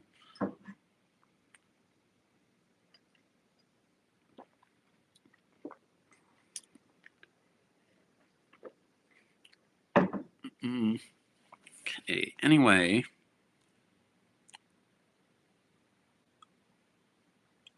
According to legend and to records of the mounted police, many campers and prospectors who have had the term to camp there have been found in their sleeping bags or even inside camping shacks with their heads bitten clean off their bodies. It would take a huge animal with massive jaws to perform this trick. And there has always been much speculation as to which monster might be responsible. The late researcher Ivan Sanderson, though, guessed the nasty head snarfer might have been a legendary carnival called the Wahila. And according to his research, the animal was also found in Michigan. Oh, guys, so I'm screwed. If this thing comes and attacks me, I better bring weapons. Oh man, that's crazy. Okay, so the late researcher the late researcher Ivan Sanderson, though, guessed the nasty head snarfer might have been a legendary carnivore called the Wahila. And according to the research, the animal was also found in Michigan. In an article he wrote for Pursuit magazine in October 1974, so this guy's very old now. Who knows if he's still alive? Sanderson credited fellow investigator Lauren Coleman with finding an old article in the historical files of the University of Indiana. The article is regrettably vague as to the exact time and place, but the story stated that 3 trappers were camping next to the lake somewhere in northern Michigan in colonial times, probably the late 1700s. Their tragic saga was related not by the trappers themselves, but by those who found what was left of them, horribly ravaged bodies surrounded by some type of big wolf tracks. The article declared flatly that the men had met up with a Wahila.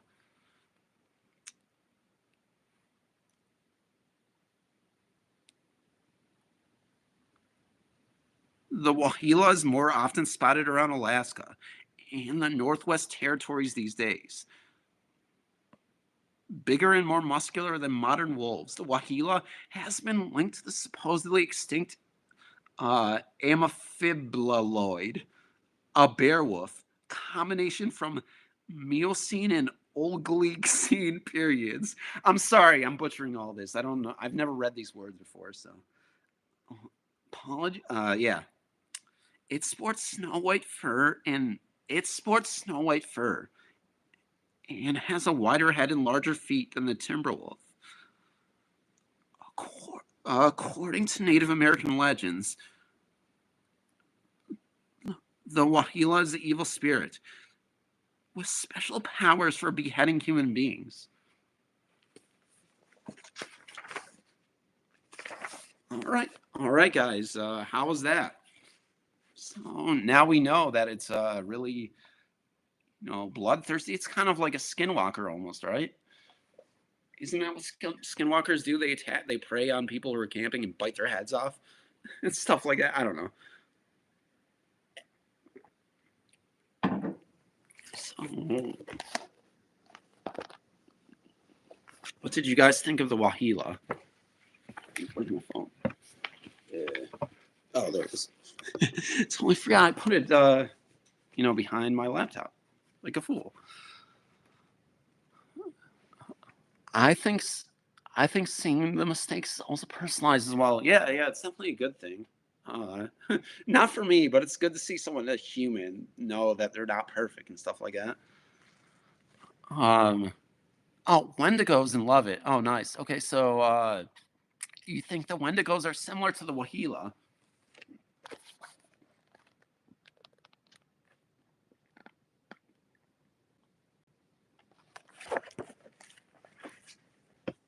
Guys, I'm actually really happy for the stream because like we have like more people than we did last stream, and no matter what, I was appreciative for everybody who came in. But like, yeah, I was like really happy because like the stream was kind of dead last time, and I had a couple people come in, but and those people are very valuable. I know Catherine was in the last stream, so I really appreciate her coming through. But like, yeah, that last stream it seemed kind of like boring, I guess, because it was a personality twist test rather, and I don't know. It was a weird time to like be streaming because I think it was during like what 4th of July weekend maybe. Maybe it was. I don't know. I don't remember anymore. But yeah, because like July was like just chaotic in so many different ways. But you know. All right, guys. Anybody want to here? Let me. So, if you want to do a super chat to pick your own, again, you don't have to like donate if you don't feel like it. You don't have to, but you get to pick which topic I get to read. Uh, Otherwise, pick a number from 6 to 250, 230. Random number, and we'll blind read whatever story or whatever thing is in the book.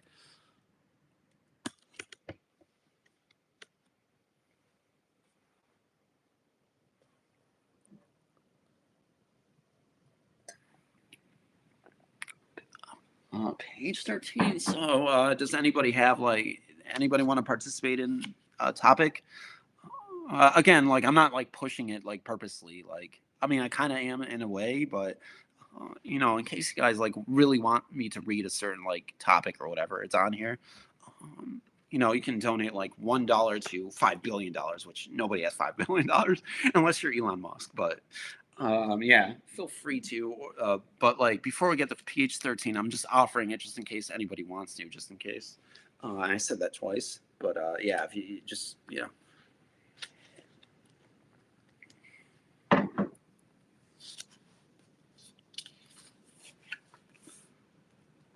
Okay, we're going to page 13 then.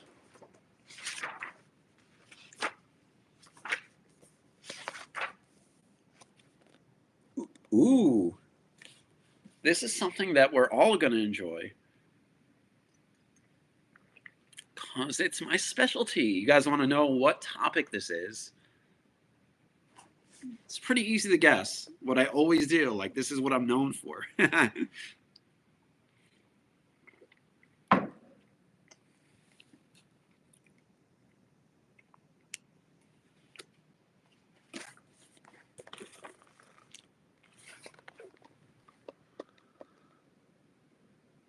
Another ghost story. So if you guys are like interested in ghost stories, which I know you guys are because the majority of my channel really loves ghost stories, uh, let's dive in.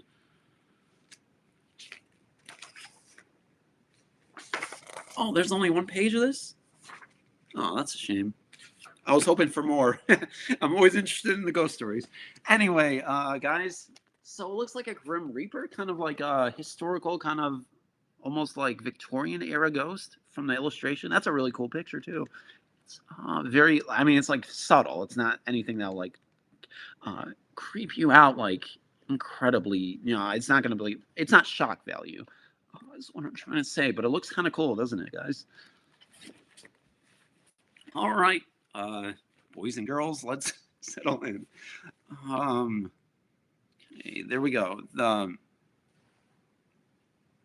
manga, the manga. Man, I can't pronounce anything. Okay, the Manguganian ghost. Do you know how to pronounce that, guys? The Mangagagan go. The Mangugagan. Mangagagan? Okay, we're reading the Mangagagan. I've never heard of this kind of ghost before. In Trenton, near the corner of West Jefferson and Slocum, stands a historical marker that claims to be near the lost Indian village of. Oh, okay, the lost Indian village. Okay, that makes sense. The lost Indian village of Makangan, where America's only Michigan victory in the War of 1812 was won. It was won in Michigan? Sweet. Now that's a Michigan pride now. See, guys, if it weren't for us, we wouldn't have won the War of 1812, which we didn't actually win. But at least we won. We had a single victory in Michigan. Where America's only Michigan victory in the War of 1812 was won. What the marker doesn't tell is that one of the young British soldiers who took a bullet to his temple managed to come back from the dead for a few minutes anyway. On August 9th, the night the young officer named Muir was killed, an apparition all sweaty and bloody from the battle showed up in the boudoir. Whoa, these French words. Boudoir of his sweetheart, Mary.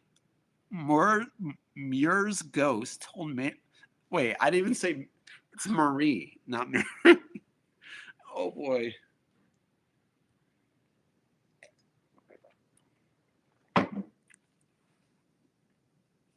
Muir's ghost told Marie that his insert body lay in a thicket and begged her to bury it before it could be found and mutilated by one party or another. Before he left, he touched her hand with his cold, lifeless fingers. Oh no, you definitely don't want that.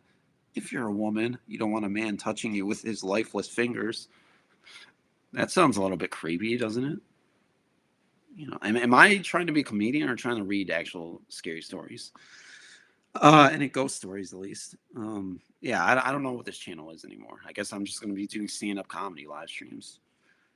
If my feet feel funny, that means I'll do stand-up comedy. Get it?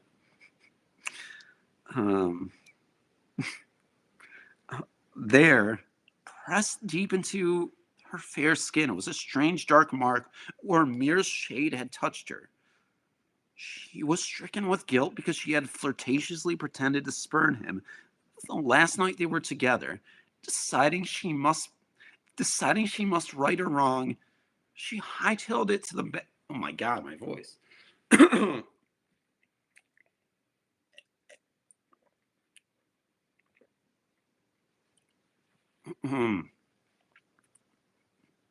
Am I okay to talk? Oh, I guess I am. Okay, let me reread this part. When Maria woke the next morning, she thought she had been dreaming until she looked at her hand. There, pressed deep into her fair skin, was a strange dark mark where Mir's shade had touched her. She was stricken with guilt because she had flirtatiously pretended to spurn him. The last night they were together, which you never play games, and if you're trying to seduce a man or woman, I guess. I don't know what the hell I'm talking about. Deciding she must be right, deciding she must right or wrong, she hightailed it to the battle site with a servant and was somehow able to find her lover's body and make sure that it was properly buried. See, isn't that a heartwarming story? Your lover dies in a battle or whatever, comes back as a ghost and haunts you, and you're so determined to find his proper body and bury it in the way it's supposed to be buried, in the location that they desire. Isn't that what we all want in life? We want someone to want us. Oh man. It was said that from then on, she always wore a black glove in her hand to cover the ghost mark. The legend continued to grow because every hour in the anniversary of Mira's death, Marie would put on a coarse hooded beggar's robe and wander from house to house, asking for money to feed the poor. Oh, so she's a humanitarian now. So she just, she loves her husband so much that she finds her dead body and like tries to put it, in the right cemetery or the area that's designated for that place that she wants her husband's body to be. And now she's, knocking on doors even as a ghost in the afterlife, begging for money for the poor. Or was it? Oh no, asking for money to feed the poor. Yeah. So she was begging for sure. Those beggars. Beggars can't be choosers, am I right? Anyway, some say she steals through the streets of Trenton to this day, every August 9th. In her dark cloak, okay, some say she steals through the street. She steals through the streets of Trenton to this day, every August 9th in her dark cloak, stretching forth her black gloved hand and begging for alms to solve her eternally torn conscience.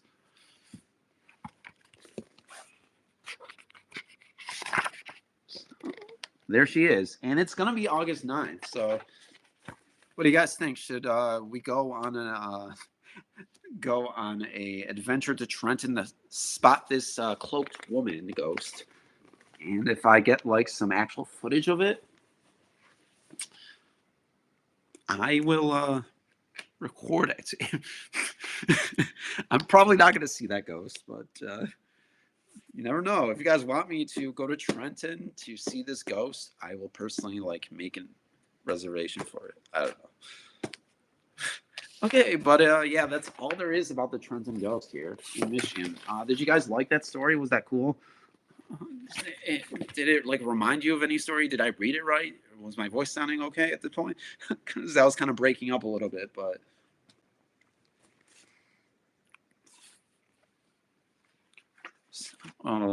yeah. What'd you guys think of that story? Was that a great story? It's right up our alley, obviously, with ghost stories, and I've never heard of this kind of ghost before.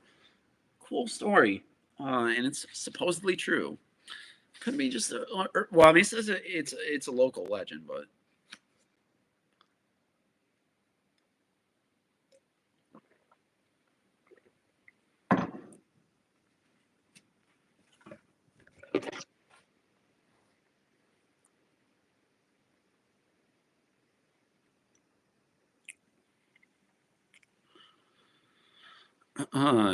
so everybody, um, again, like if you wanted to participate and set our goal, like we have a goal here, 5 super chats. We need 3 more. I mean, we don't need 3 more, but like obviously, like if you want to donate, uh, you can do so. Anything is fine if you feel like donating a super chat, and you can pick the topic, or you can give me a number from 62230, and I will read whatever page is on here in this cool, weird Michigan book of this book is dedicated to the marvelous people of Michigan. But yeah, it's like, local legends, folklore, and sites throughout Michigan. Real encounters, supposedly. strange, travel guide secrets.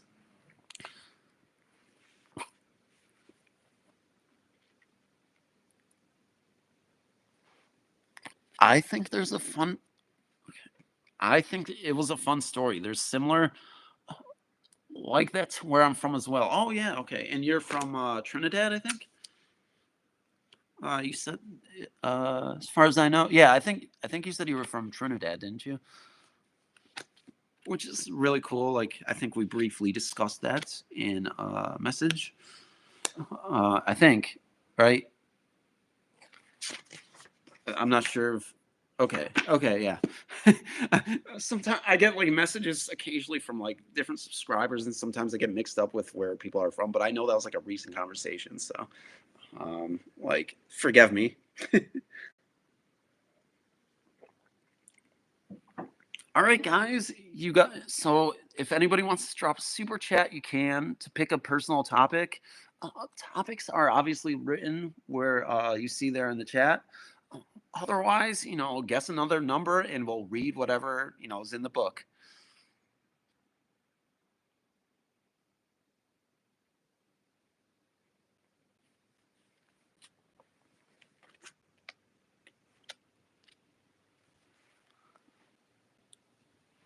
Stor- the story goes where a woman would lure men and then kill them, pretty much. Oh yeah, that's a pretty popular kind of theme with some horror like kind of like stories, but yeah, like those stories are actually really fun. I like reading those kind of stories, even though they're crazy. But yeah, they're really fun.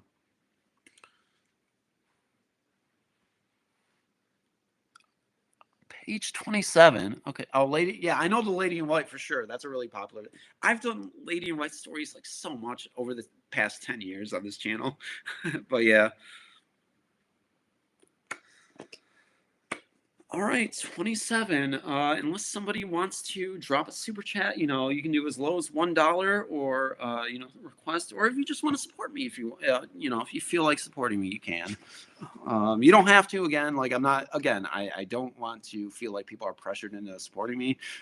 But, like always helps the channel grow. Obviously, like helps me grow too, like financially a little bit because everything helps. But if you don't want to, if you don't need to, you don't need to. If you aren't able to, all those things are completely fine. No pressure at all.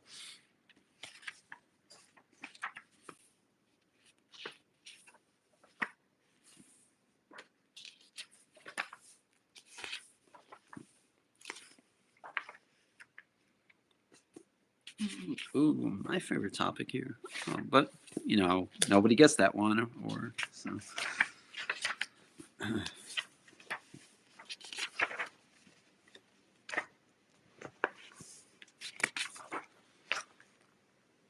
Ooh, so we have something really interesting. So, ancient mysteries: the legend of the Petoskey Stones.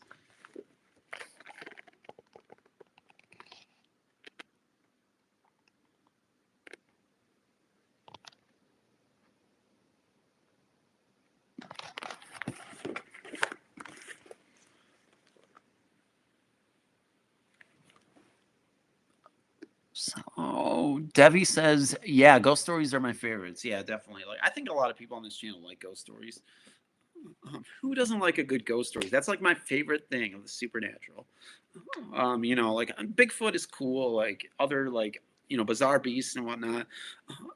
Cryptids are really cool to read every now and again. But ghosts have always been my forte. And I know a lot of people like them. Before I start reading this really interesting thing, it's only a page long. I got to get some more water, but it's only a page long, it looks like. So I'll be right back. Get some more water.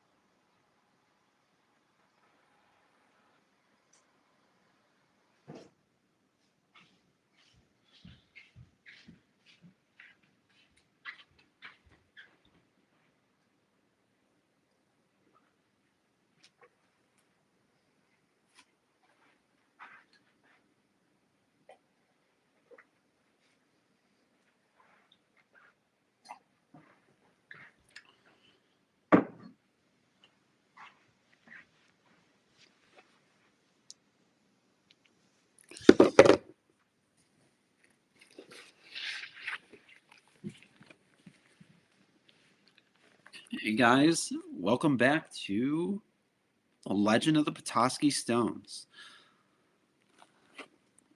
Even when I'm going, even when I'm going for a horror movie, I prefer supernatural as well. Yeah, I like those ghost movies too.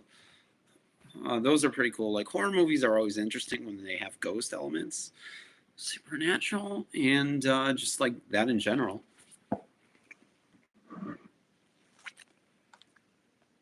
Look at what this mug says. It's like very minimalist. I like it. And it, obviously it says relax, by the way. I don't know why I showed you guys that, but I feel like it's funny. And this is what I'm trying to do. I'm trying to relax.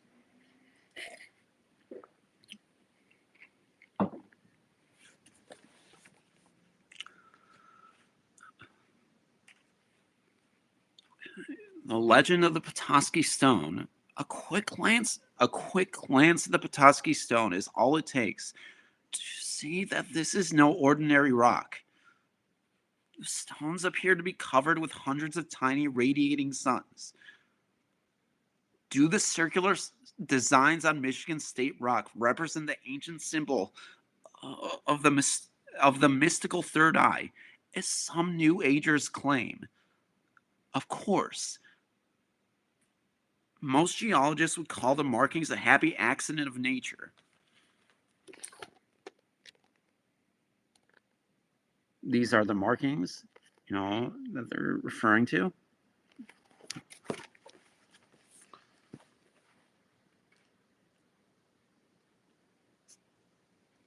The stones are actually a type of fossilized coral. The stones are actually a type of fossilized coral.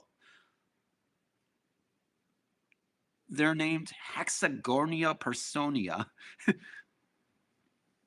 because the outer edges of the suns or eyes are six-sided in shape. The particular type of hexagonia called the Petoskey stone, however, is found only in northern Michigan. The coral lived the coral lived during the Devonian period 350 million years ago, when Michigan's landmass was located much farther south. And although this may be hard to believe, covered with a tropical sea. So apparently 350 million years ago, uh, Michigan was covered in a tropical sea. I was around for that actually, and I remember it vividly. No, I'm just kidding. Why did I have to say I'm just kidding? We all know that's not true. Anyway,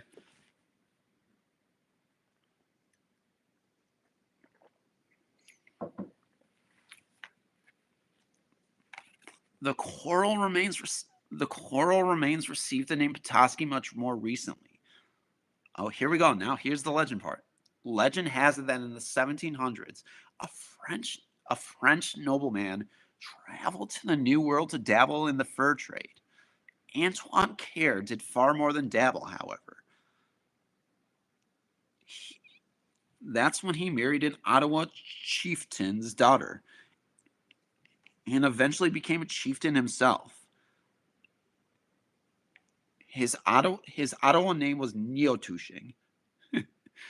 Um, in 1787, the story goes, Neotushing decided to winter with his family in northern Illinois.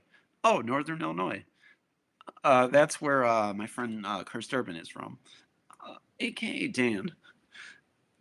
As the temperatures warmed with the return of spring, they headed northwest of the Kalamazoo River area, where Neotushing's wife bore him a son.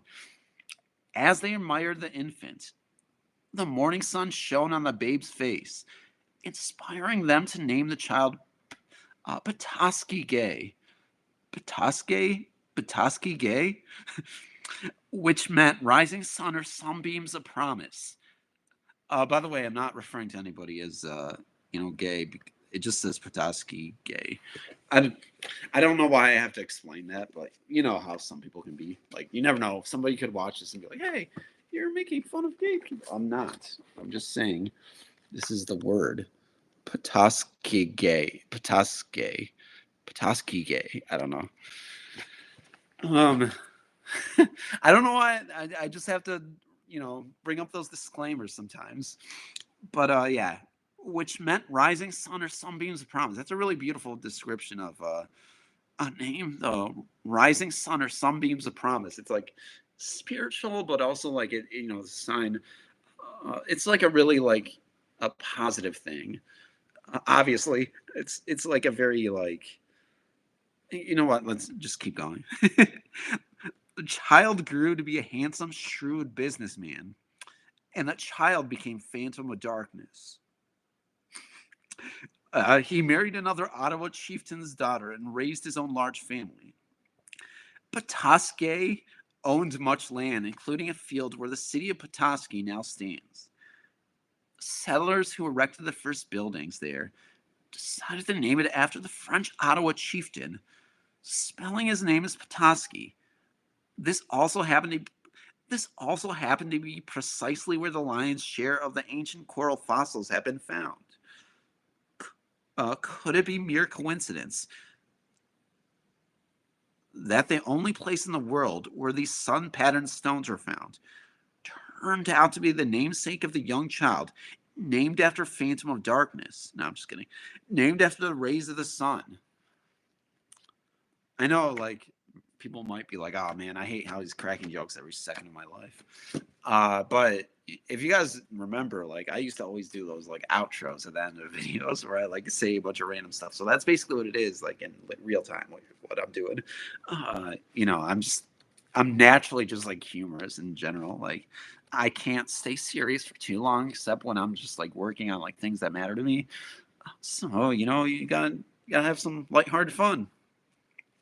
I'm gonna be honest with you guys. This story was like, yeah, I wasn't like that interested into it, but I thought it was cool. The story itself, like the legend of like the Petoskey woman, that was like actually kind of interesting. But uh, stones aren't really like fascinating to me that much. They're pretty to look at and stuff like that, and the history behind it's cool. But yeah, what'd you guys think of that legend? And what did you guys think of the whole thing, the Petoskey Stones in general? The coolest thing that I found out was that 350 million years ago, Michigan's landmass was located much farther south, and it was covered in tropical sea. That was really cool to me. I didn't know that actually. I haven't heard of stone legends besides Stonehenge. Yeah, me either, actually. In this book, there's actually like someone made like their own version of like Stonehenge in Michigan.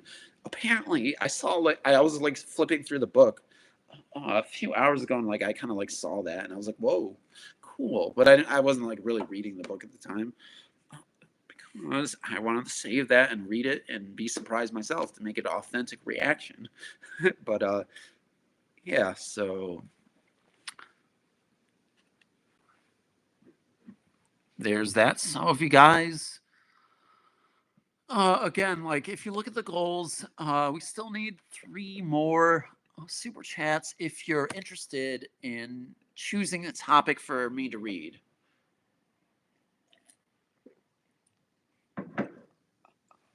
Again, I don't need to repeat myself. You guys know the deal. Like, if you don't have to do it. But the option is there if you want it.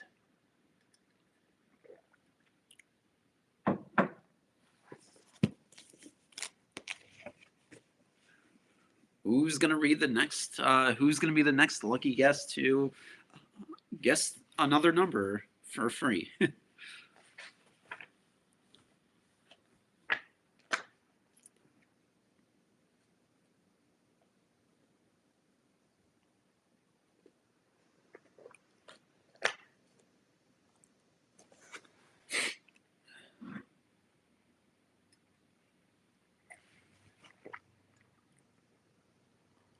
Holy hell, you're still alive. Yeah, I mean it's been like almost 2 hours. I mean, guys, as long as you guys are enjoying it, I'm enjoying it.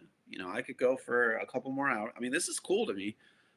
But yeah, like if you want to guess a number, feel free to, Dan, or anybody in the chat. If you want to guess a number, and I will read the next story. I promise there's like more interesting story than the Petoskey stones. But yeah, like just give me a random number and I will read it, or you can feel free to participate in the super chat.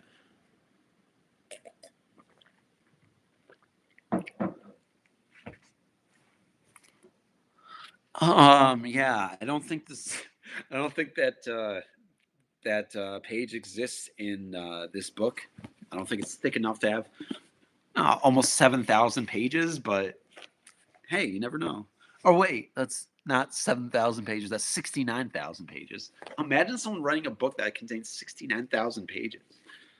Now that would be in this. That would be a story written in this book itself, because it would be like a crazy oddity, and like a local legend.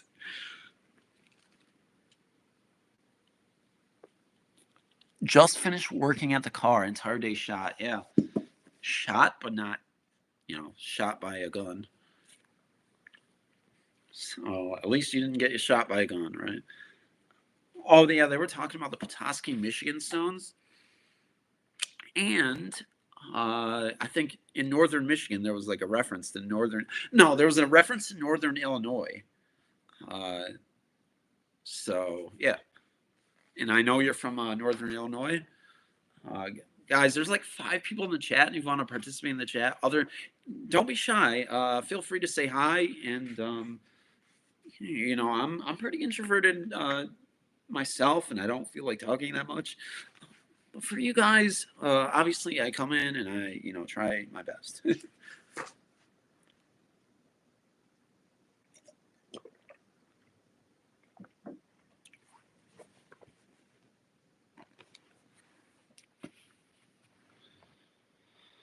Oh man.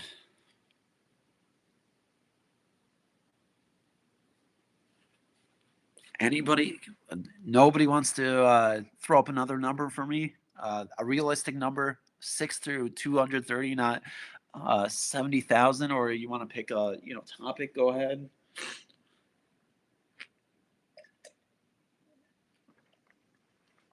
You know the rules.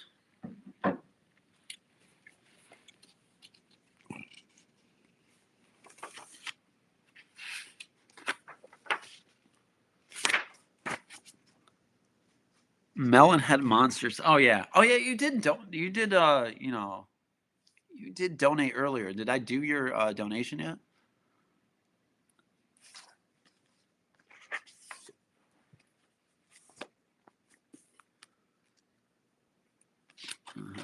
Yeah. No, there's like melonhead. Yeah, the melonheads are really interesting. I'll go ahead and read that.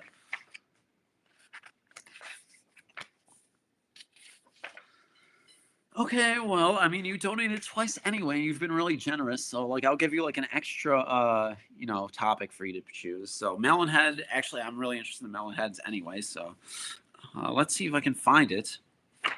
Where would it be?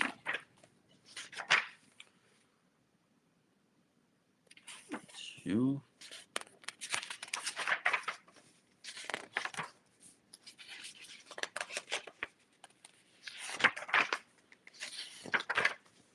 Melonhead.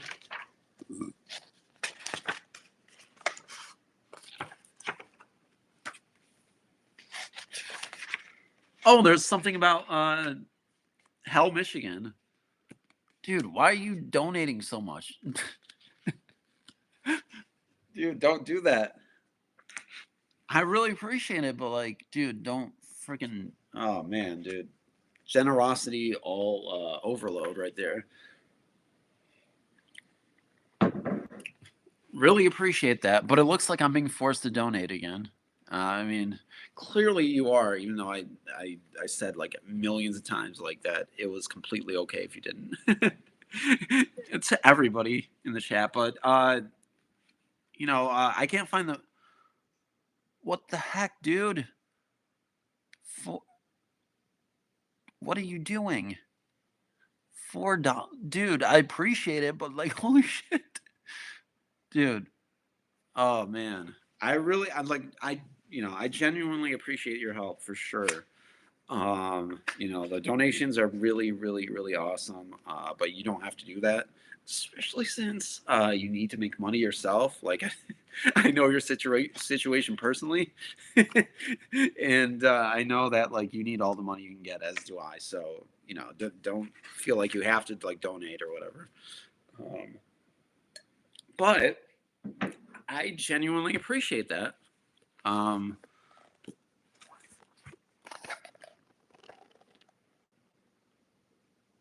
why don't we do Hell, Michigan?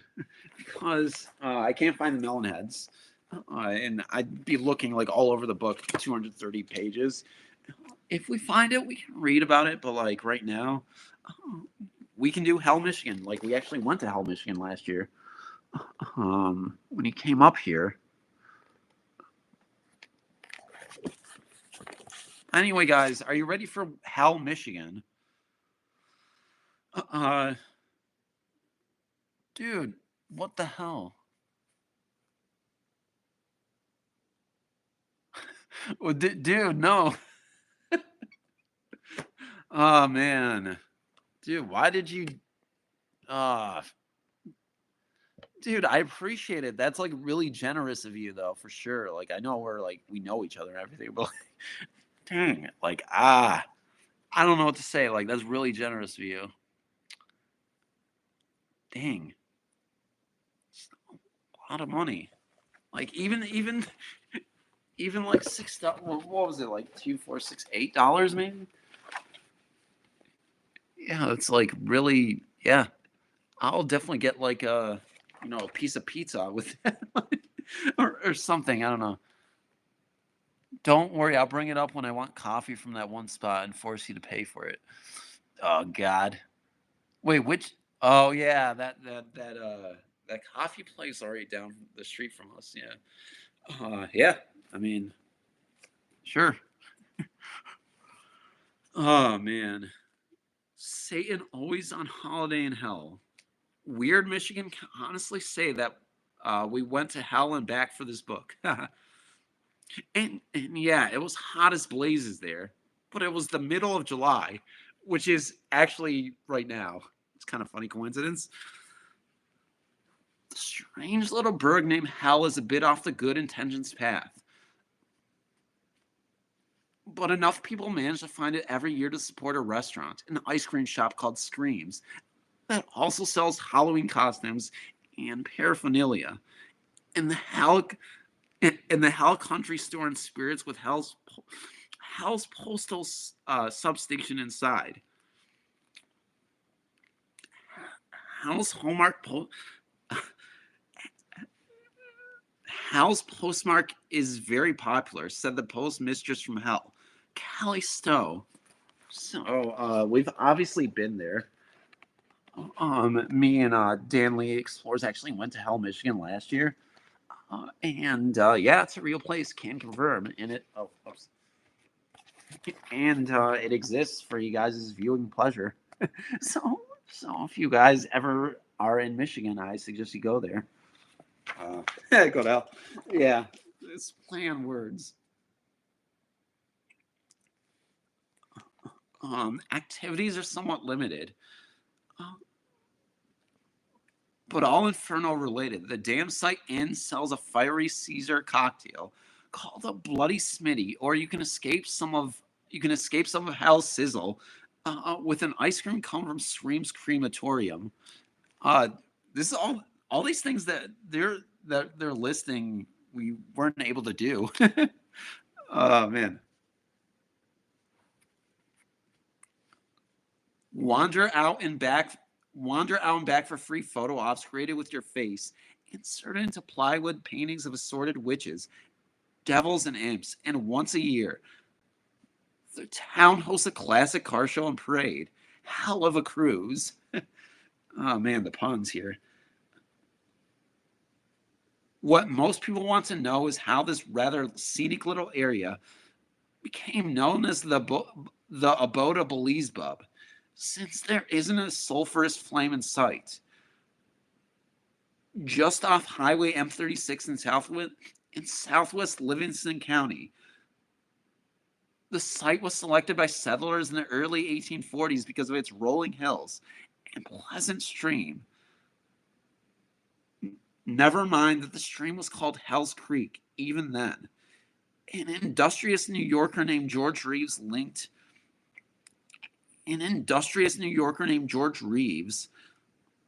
liked what he saw there and built a dam, gristmill, sawmill, whiskey distillery, and a general store, attracting workers and customers. Attracting workers and customers until a sizable little community had sprung up. Somehow Reeves had failed to give his pioneer metropolis an official name, however, and residents began to clamor for an identity. The most popular legend says that Reeves and some townspeople were sitting around the stone in the general store one day, and someone started urging Reeves to choose a name. Supposedly, he shot back that he didn't care, and they could call it Hell if they wanted to. So they did. Ironically, the name was probably based on a German phrase that means exactly the opposite of hell. According to a 1965 article in the Detroit Free Press, Reeves once played host to a German traveler who ended up stranded in the town on his way to Chicago. That must be me. I'm the stranded man on his way to Chicago. But I'm not a German traveler. I'm not German. I'm American. So, Polish, I guess you could say. But I consider myself like American because I was born in America, but my parents were born in Poland. When Reeves showed him the hilly property crowned with the lake he had damned,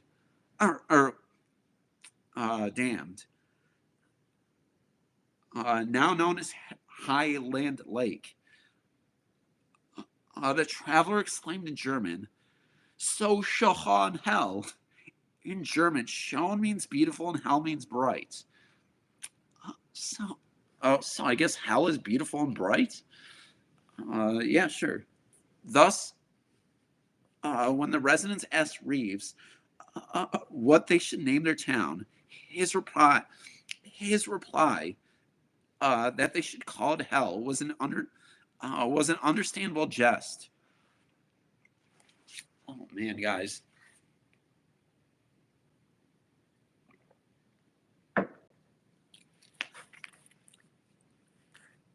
Until recently, Hell's highest visibility has probably come through the tendency of Michigan weathermen to use the town's name as comic relief in their broadcasts, as in Hell froze over today. The place made national headlines in 2005 when a cartoonist decided to create a comic book title. When a cartoonist decided to create a comic book titled Hell, Michigan. The horror-themed comic deals with axe murders and people boiled alive in swimming pools. Completely fictional events that never occurred in the real life hell. Yet. Yeah, I hope that never happens though.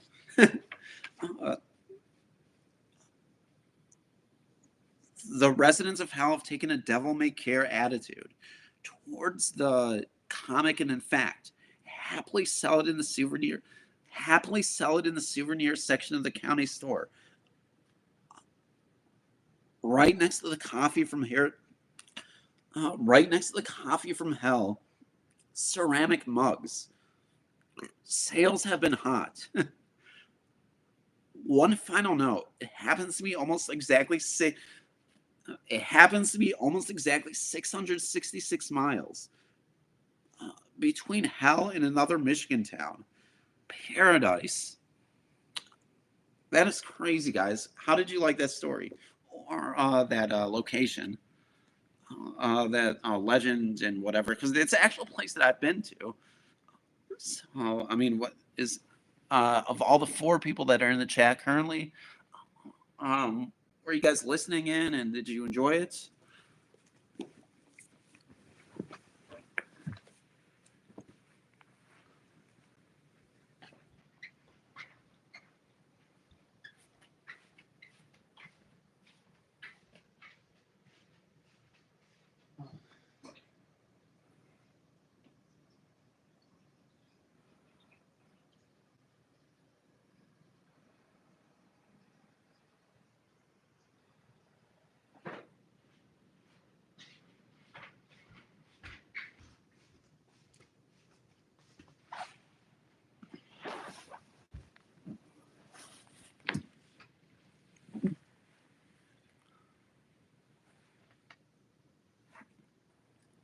John says he enjoyed it, so yeah, that's cool.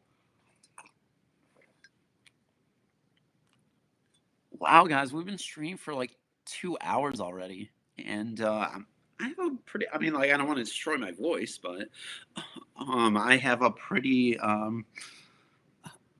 like a pretty good idea of like wanting to stream for as long as we can, I guess. Like, if you guys want me to stream longer, then I mean, actually, I don't want to make any like declarations about like streaming for like 4 hours because like, that would be intense. Like, I definitely don't. I don't think I would be able to do a stream, but I could do a stream tomorrow. Um,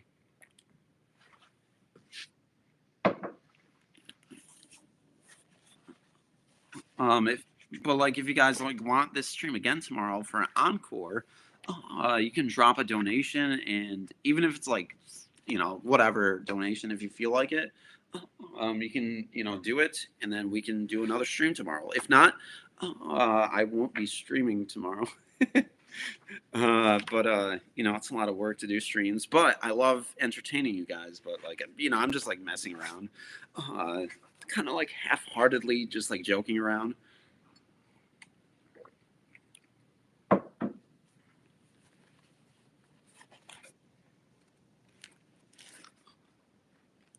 Debbie says, "Sounds like Michigan has a lot of fun ghost stories."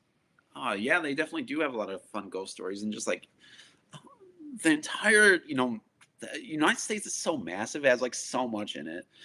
I know Matthew's from Pennsylvania, and Pennsylvania has like so much, like really crazy stories and stuff like that, and really cool historical, like fun, ghostly activities. So yeah, like I really want to get out to Pennsylvania because they have like a lot of like really cool stuff. Um, one day. Uh, I plan my Friday night around it. Oh, really? That's awesome, John. Like, I really appreciate that. That makes me feel valued as a human being that you like, you planned it. So I appreciate that. And I don't take that lightly. Like, I really mean that. Like, I really appreciate that. And yeah, like I have like a messed up sock right now. Like, look at this. It ripped. It wasn't like this at the start of the house sitting visit, but I even need new socks. So, yeah, whatever. I'll make do with it. Like, it's mostly me just like being lazy, not getting myself a new pair of socks. They're like $2, right? You can probably get like these socks at the dollar store even. So, so I'm definitely gonna get some more socks. Oh man.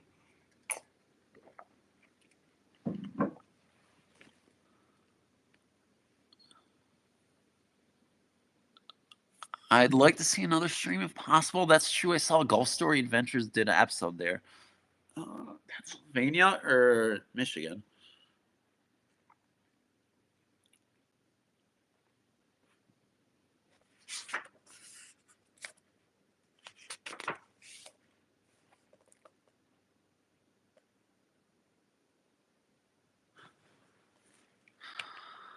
Catherine said she liked it. Okay, guys, so I will choose like a really short blurb before you guys like guess another number or whatever. But you can go ahead and guess the next number, or if you feel like, oh wait, we already hit the goal.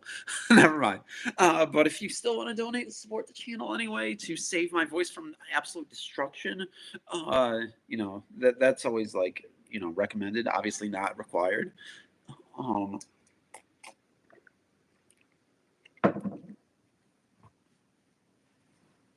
but yeah, Catherine said she liked it.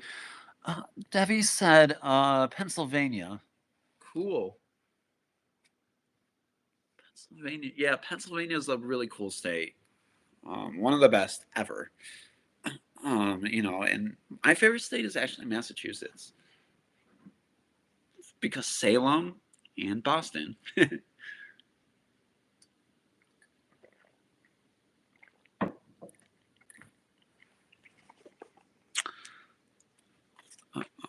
Does anybody want to guess another number before we continue? Or, I'm going to read this really quick thing. Really interesting to me because it says Detroit Airport's kangaroo. I don't know what it is about, but I think you guys would probably enjoy hearing about it.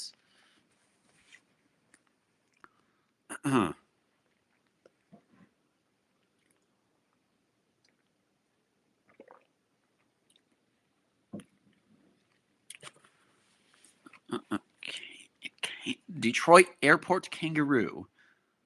Kangaroo sightings outside of Australian zoos have become almost a regular modern day phenomenon. Is that true, or are they just saying that? I've never heard of that before. I've never seen a kangaroo in like its natural habitat outside of like a zoo or something. Um, Wisconsin had its famous Waukesha flap in 1978. In another fall of 2004, one of the rare times when the phantom roo was actually captured. It now resides in Villa Zoo in Madison, Wisconsin. But all the sites for a displaced kangaroo to show up in Michigan. Who would have thought it would choose the most densely populated? Excuse me, guys. Who would have thought it would choose the most densely populated area of the state, Detroit? In September 1984, an eyewitness told Detroit police that she had spotted a full-grown kangaroo leaping across the interstate highway at the airport. A sheriff's deputy also spied it the next day, but it was never caught. Did it escape from the cargo area of a plane at the airport, hop over the fence of a local petting zoo, enter a space-time vortex in Australia, and suddenly find itself on the other side of the world? Curious Detroiters may never know. I think it just escaped the zoo, personally, but that was some cool lore. I never heard about the story about the kangaroo in Detroit.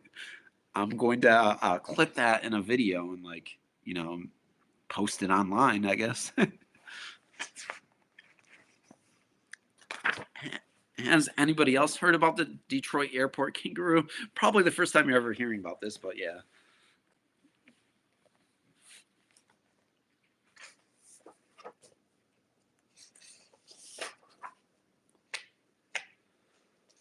Oh, okay, guys. Well, I'm getting kind of tired, and we've been streaming for over 2 hours now. And if you guys want like another live stream, I'll definitely consider it for tomorrow if you guys can make it. 8 p.m. would probably be the start time of this tomorrow's stream, and we can continue reading this if you want it. Yeah, there's no like cover sleeve because I lost it. But we have like other books. There's like Weird US, Weird New York that I have personally along with this. But if you want to read more books, then we can certainly do that at a future date. Like if you guys thought that was like a really cool exercise for like doing like urban legend stuff and like reading stuff, like I'd really like to do it again. So if you guys wanted to do it one more time tomorrow, stream at 8 p.m. Let me know in the comments. If you want to like this video, give it a share, give it a like, share it. Comments, leave comments, let me know that you enjoy this kind of stuff and you want to see it again. Obviously, it takes a lot of effort to me put these live streams together, but like most importantly, I'm really grateful for your support. If you're watching the replay, as a matter of fact, I really appreciate you. But if you're just watching it, just during the live stream right now, or you're just coming across me for the first time, this is kind of stuff you can expect every once in a while. Live streams doing like fun little activities, and I hope you guys enjoyed it. But again, thank you to everybody who showed up in the chat, who participated, who donated, who did everything to make this chat lively. And we had more participants in the chat this time, which I really appreciate, guys. But tomorrow 8 p.m. Eastern Standard Time, that is. We can go ahead and do that stream. So if you guys really wanted to do a stream, like let me know one last time before I sign off, and we can forego that. Obviously, like I kind of want to stream anyway tomorrow. But if you guys are like willing to, uh, you know, like meet me at the stream, and we can do all this stuff again, and we can learn some new things, which I learned some new things in this book, even though it's mine. I've had this book for like a long time. We can continue that. So I'm definitely rambling a lot, but like, the whole point of the stream is to ramble a little bit and like do stories. So I guess entertaining you guys like is like really important. So I sometimes have to ramble. If it's entertaining to ramble, I will, guys. So yeah.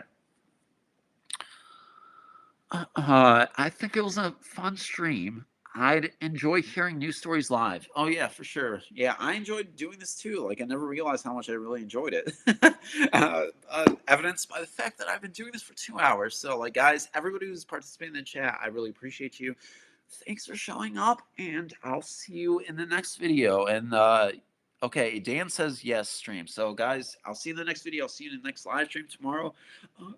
8 p.m. Eastern time. So if people miss the stream, they can see it again and they can watch this replay. But yeah, love you guys. Love everybody who's tuned in. Like I can't remember the names, but yeah, I really appreciate everybody. And hopefully my voice didn't sound like a dead carcass, if that even makes any sense. And you guys were able to get through all the cringe of my readings. But yeah, see you guys, and love you, and see you until the next stream tomorrow, 8 p.m. Eastern time. Be there.